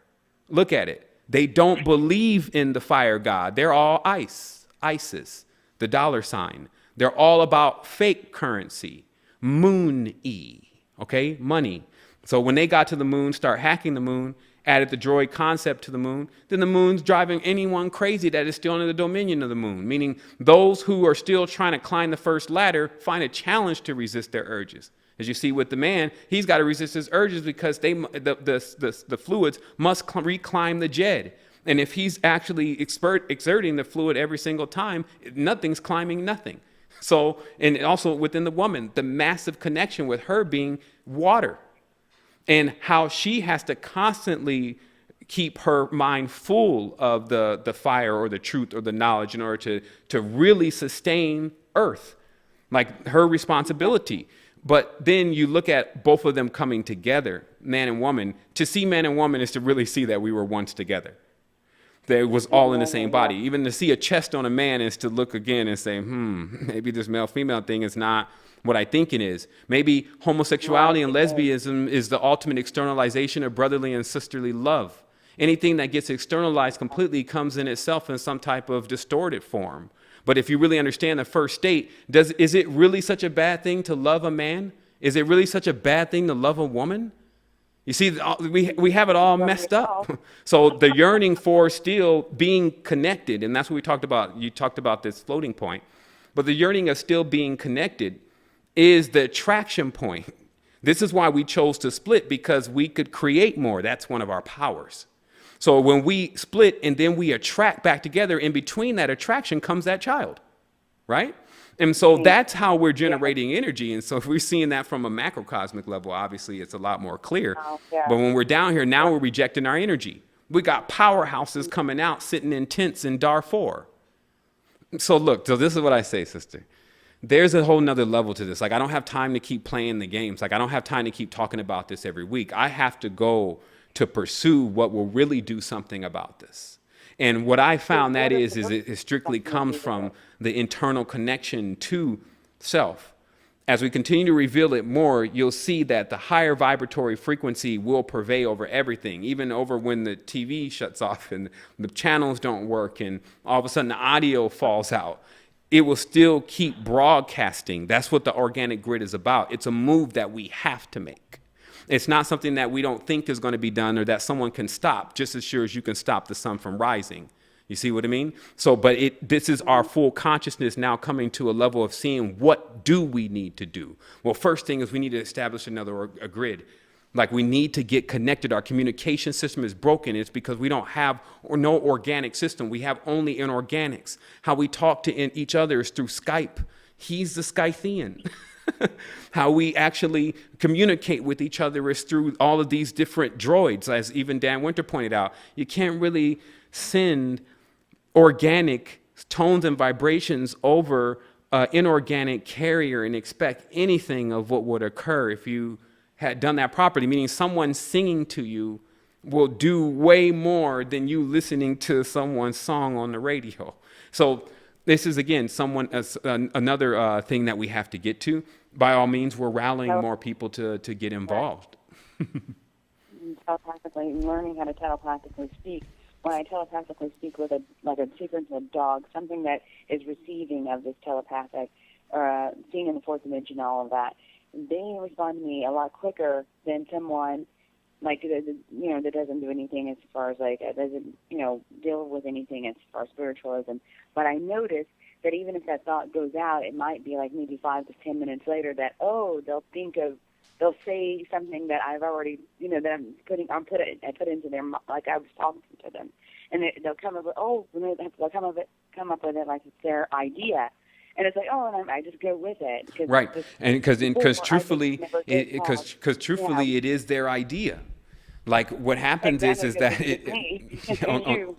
and that's why the words they all seem to lead back in a circle. It's like once you start kind of pondering things, you'll see it all comes from a dot. So even what a person is saying is true and not true, depending on who you're talking to. And that's what I mean by this place that's between heaven and earth. And I talked about this yesterday, but it's the end of this, and the end of all of our trying to figure out what's here and what's not here and what other people have seen is to understand the riddle of the place between heaven and earth. Obviously, now that we understand macro knowledge, the earth is your body and heaven is your spirit. So that leaves one more body that hasn't been accounted for, which is the mental body. So this place between heaven and earth that's spoken of is actually the mental body. And that's why all of these adventures and all of these different entities and all these things exist there. As that's how they write it in the ancient book. In this place between heaven and earth, the great ones and the titans and the angels. And then they keep going and going and going. But that's based on that writer who is a creator, writing with a flame language is mine.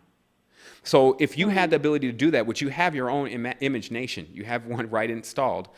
If you closed your eyes and you had enough energy to pump light into your own world where you didn't see abyss every time you close your eyes, then that world becomes fully animated. You can build in that world. But do you see why the physical world would not become entertaining at this point if people were allowed to do that? See, what happens now is if we try to retract and then go back inside and this only deal with ourselves, we have our children and our species still here. We have to do both. That's what people are always trying to find one answer. In this case, you have to, one, go understand how to completely center yourself, but two, bringing back out, going through those chakras, going back into those lower chakras doesn't mean that they're inverted. That's the thing. The difference between a dog on the inverted dog versus a regular dog. A regular dog, as you see it, does become family dog, best friend. Inverted dog is more like a wolf. So in every state of consciousness, there is opposite to it. Just like you see the everything, like even cows now. You see the cow, benevolent, slow, been with us forever, helping us. We eat off the cheese, ate off the milk. Now milk's poisonous. You can't, now we've come to eating the meat. Everything has we change it, is what I'm saying. Like we choose if this is something that we're educating and something that we're growing versus something that we're slaying. And what happens is that it's now time for us to step up in our responsibilities and also start changing our ways of how we're actually getting things done, because it needs to be done rapidly. Why let the pain carry on longer because you're still trying to figure it out? Why not go into the planes that actually control what really goes on here? And then the person has to be willing to tell themselves that if they don't see that change abruptly after the time lag in their life, then something is not working right, and be willing to go back into the framework and figure it out. It's like a crash landed ship at times. You have to troubleshoot what could be the problem, especially if you just started. But one of the main things is to see the bacteria in the body and to understand that whole connection again with the lower frequencies, and then how to actually make the transition of terrain modification. This is something that doesn't happen immediately, but something that can take place over 3 to 6 months. And you start gradually bringing your body, the physical body, into these high vibratory frequencies that are associated with the mind and the spirit, because it can. We get this thing where we think that the body is not capable of doing all these different things, but it is. It's up for the task. Like you've seen people perform beautifully in symmetrics. And that's what they say. If you want to get into anything to do with building and constructing worlds, then you have to do with symmetrics. Other than that, it just falls down. It's like you building up stuff with ice cream cones. The more it melts, it just falls down again. And so now we understand how to build structures. And this, again, rolls into the knowledge that I was talking about earlier about the water, structured water. So that's what I'm saying about the knowledge. It keeps rolling through everything and solving things as it's coming through. We have to be the same way. But they keep showing this perpetually, what they're going to do, or what they want you to know about yourself, and then want you to know outside yourself, and then what they're doing to you all at the same time, like that movie Superman that just came out. And, the way that they had basically showed the human being able to, go into this super being, yet at the end of the movie, they're like, and he asked, I don't want to spoil it for anybody, but he asked basically, because he turned the cells black, and then all of a sudden they had all these powers and da-da-da-da. And he wanted the essence.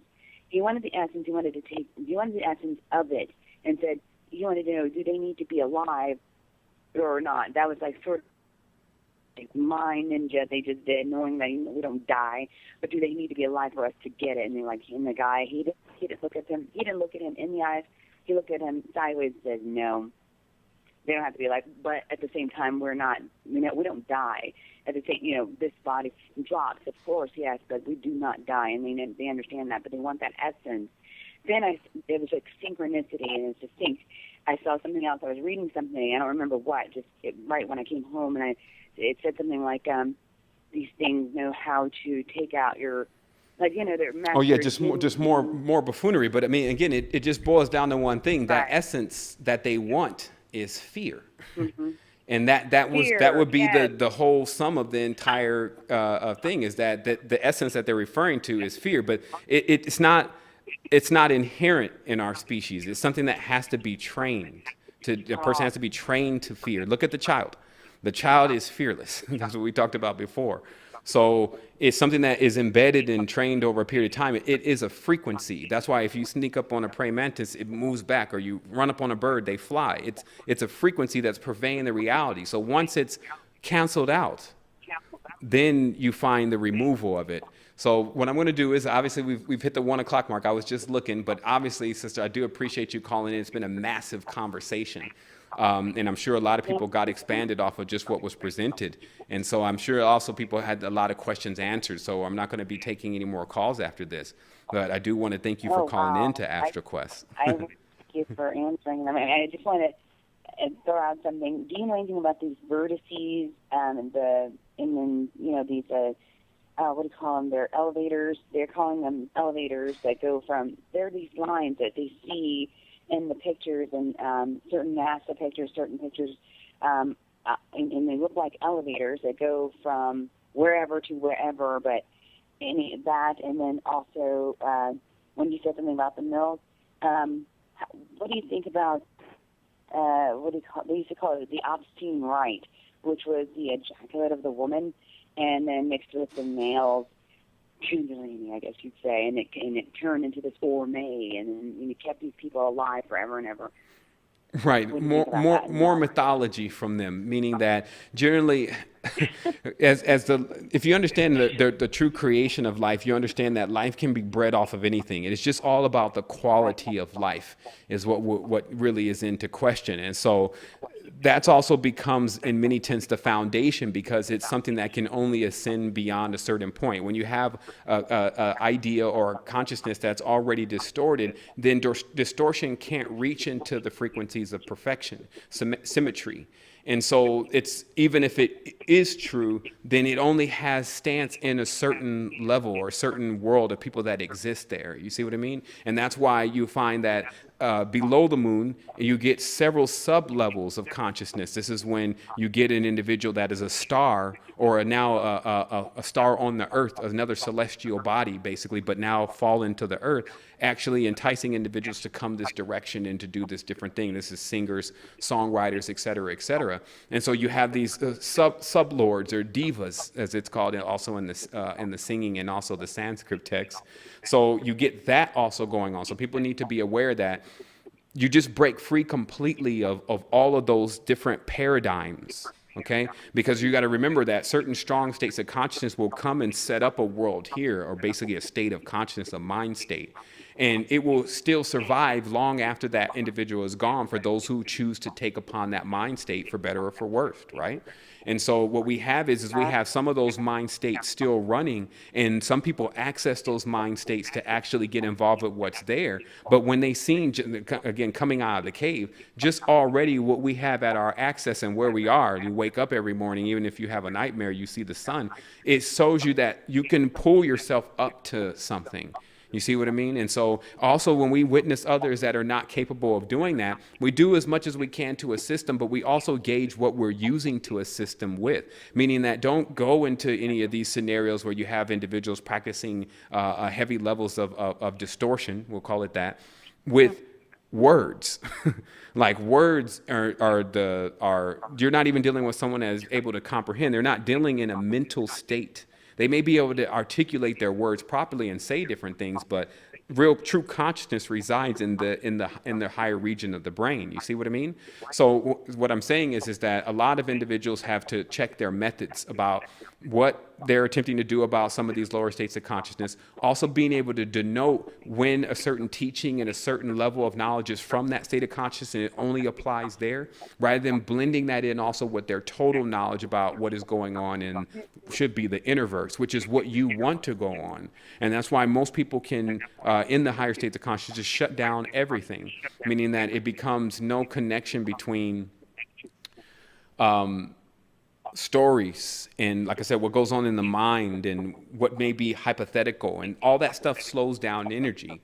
When you get into a certain state, then it's free of all of that. And I'm sure you understand what I'm talking about. But again, we have to understand how to oscillate between our consciousness of working with this world and giving it the energy and what's associated with that energy, so that it can grow and it can nurture itself into a balanced, harmonic direction, while also keeping a fair energy supply ourselves, so that way we can stay powered up and in this, because it's easy to get more or less infected by some of the states of consciousness that are out there and some of the things that they say.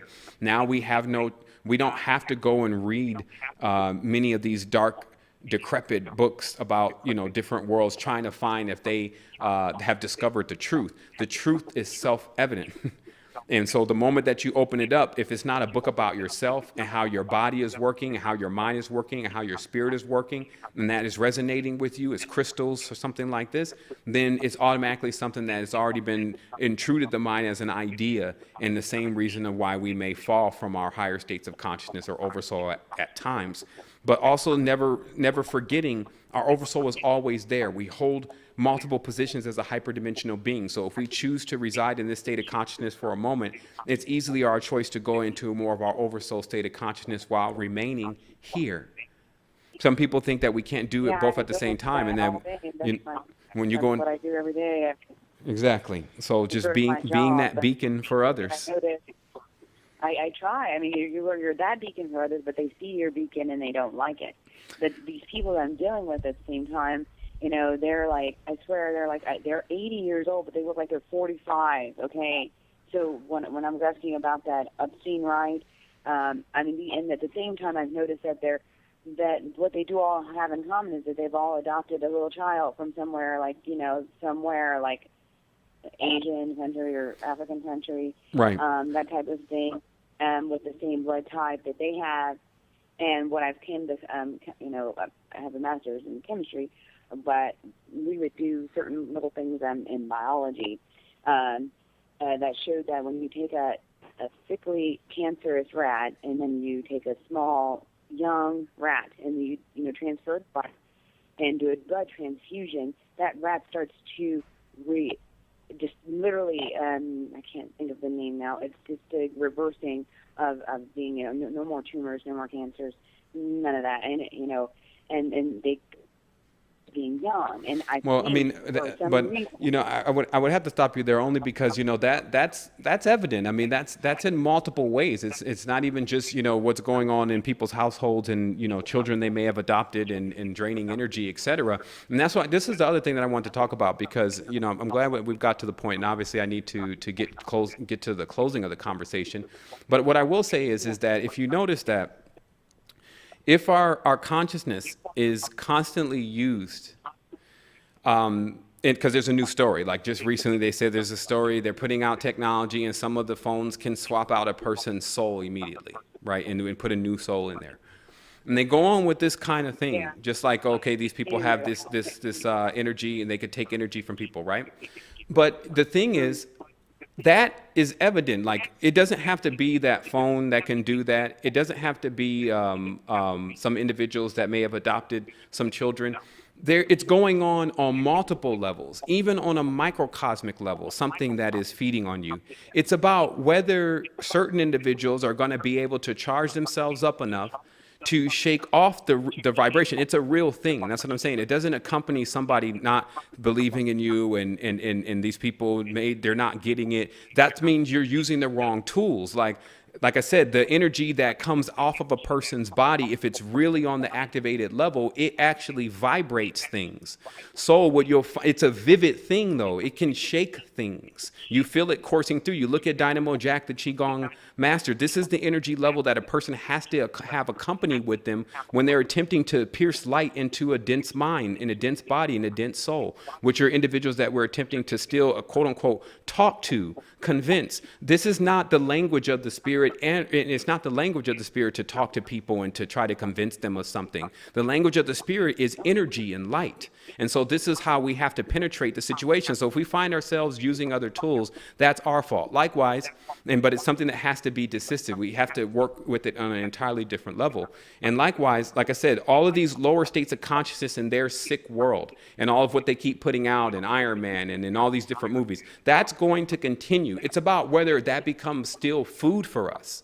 Meaning that when we watch that, do we get some type of gratification, or does it actually seem to lead us somewhere? If we feel like it does, then we're still feeding on garbage. There's nothing that is in that it's actually going to lead someone somewhere. Just as the first page of the Masonic manual says, we were not going to lead you to we're not going to tell you the truth. Rather, we're going to lead you we're going to take you to a path that leads to truth. Here it says, we are not here to teach truth, but a path to it. They're telling you right there, they're not going to tell you the truth.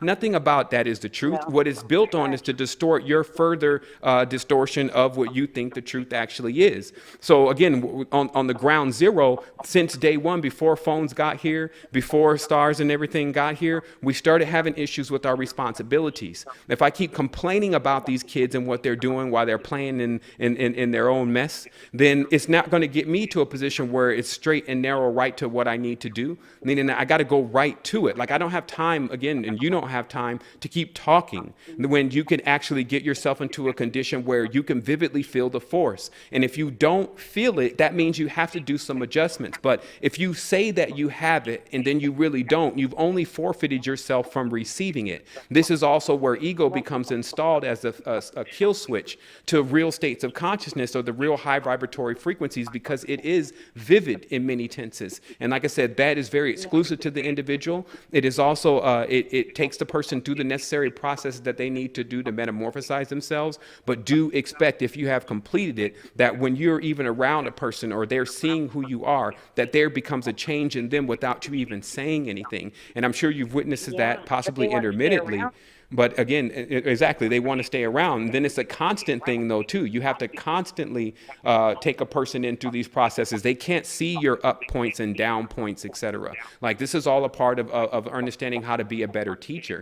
But again, lower states of consciousness have a certain program. They're talking about all sorts of weird stuff and crazy stuff because that's how they roll. It does not apply to the higher frequency because it's non-symmetric, and thus its distortion gets melted away in the actual spheres that make things perfect. So if your state of consciousness can rise into the oversoul level, that means that it has been fully shaped and molded to perfection. And this is not something that has to do anything with what we think perfection is, because obviously our distortion of it would occur when we start thinking. It is simply about that it was already perfect before we started messing with it. And so that's what you keep finding, people trying to survive. First of all, that's the beginning of this conversation also. I didn't say anything about it, but notice how they're always fascinated. I'm going to make the body live forever. We're going to live forever. Okay. Yeah. You're going to live to your certain period of time, but then you want to come out of the cocoon and metamorphosize, right?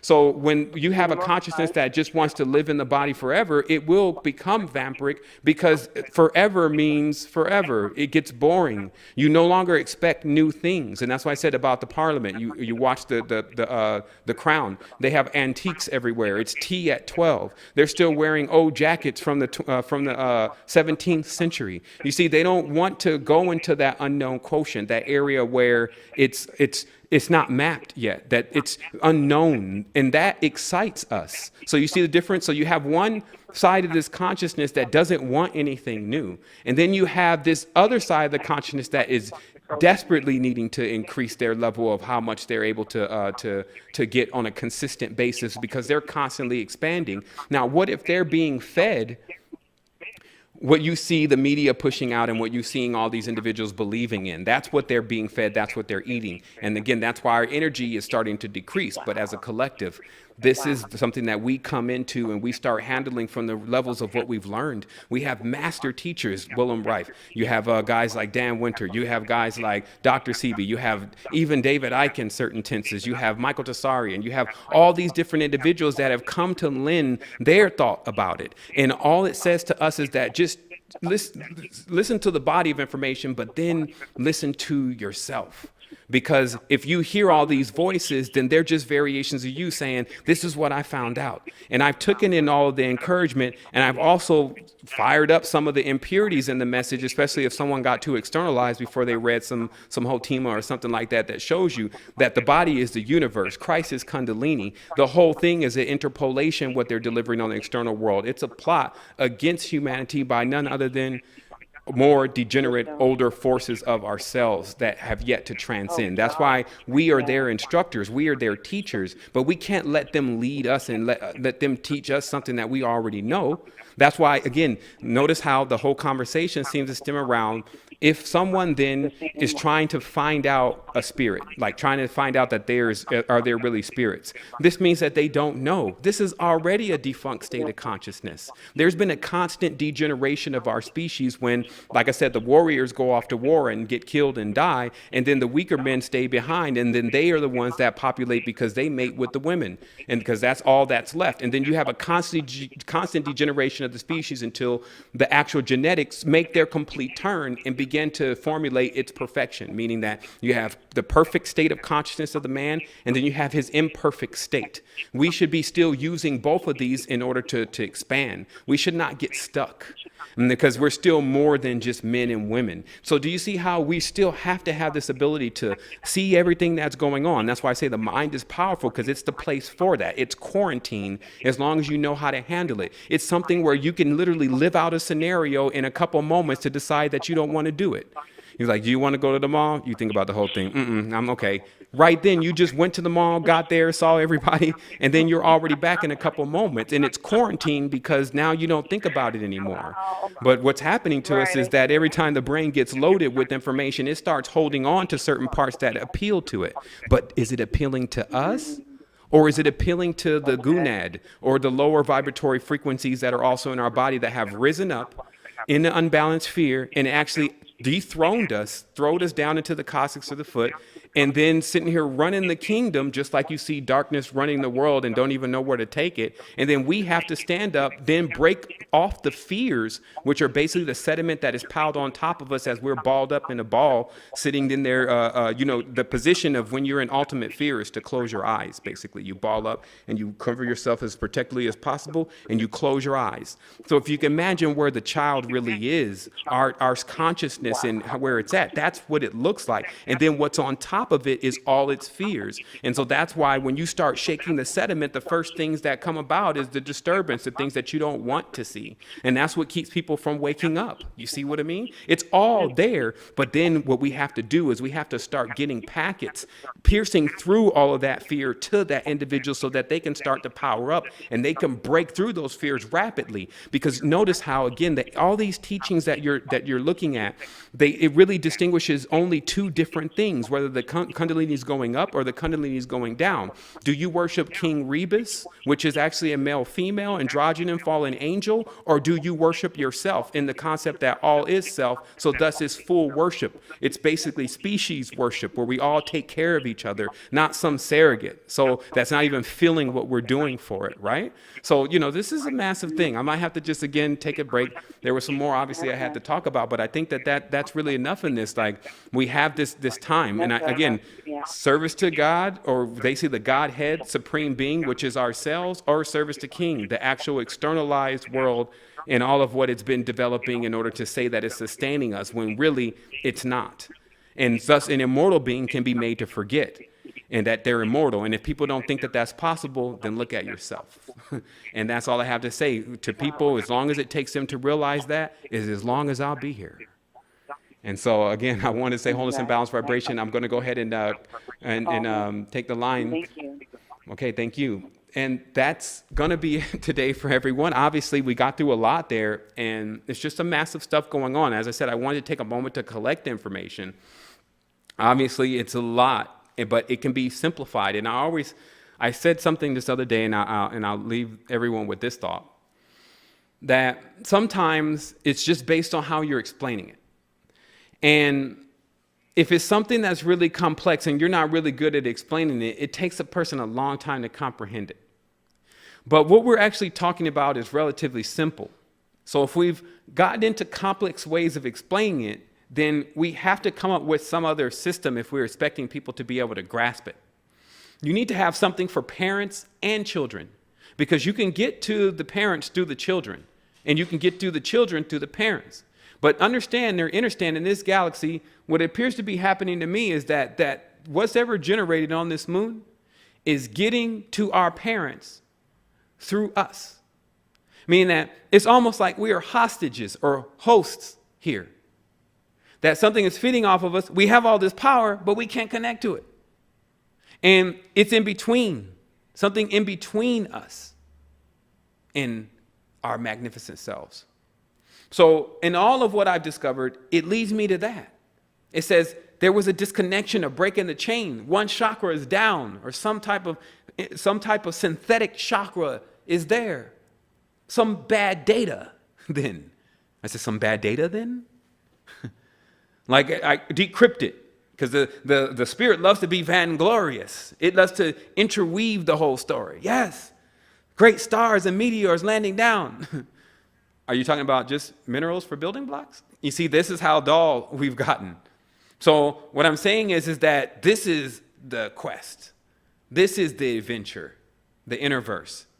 It contains danger, peril, success, happiness, good endings.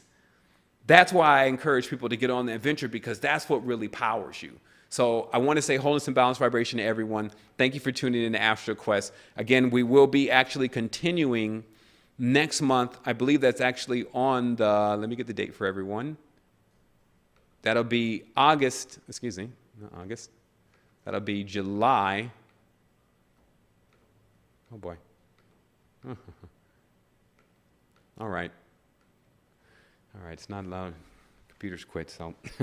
But it'll be in July. So we'll, everyone will see bulletins. Also, we're probably going to be doing some stuff in between then, especially since we'll have some major video creations going on then, probably some sneak peeks. Another announcement was Resistance lost its Vimeo. Unfortunately, Vimeo could not handle the level of consciousness in which we were bringing, so they chose to desist. And so anyone looking for those videos, they will be resourced onto the YouTube channel, so you can look out for some of the stuff that you would normally find on the Vimeo there. So again, wholeness and balanced vibration. I'll be talking to you soon.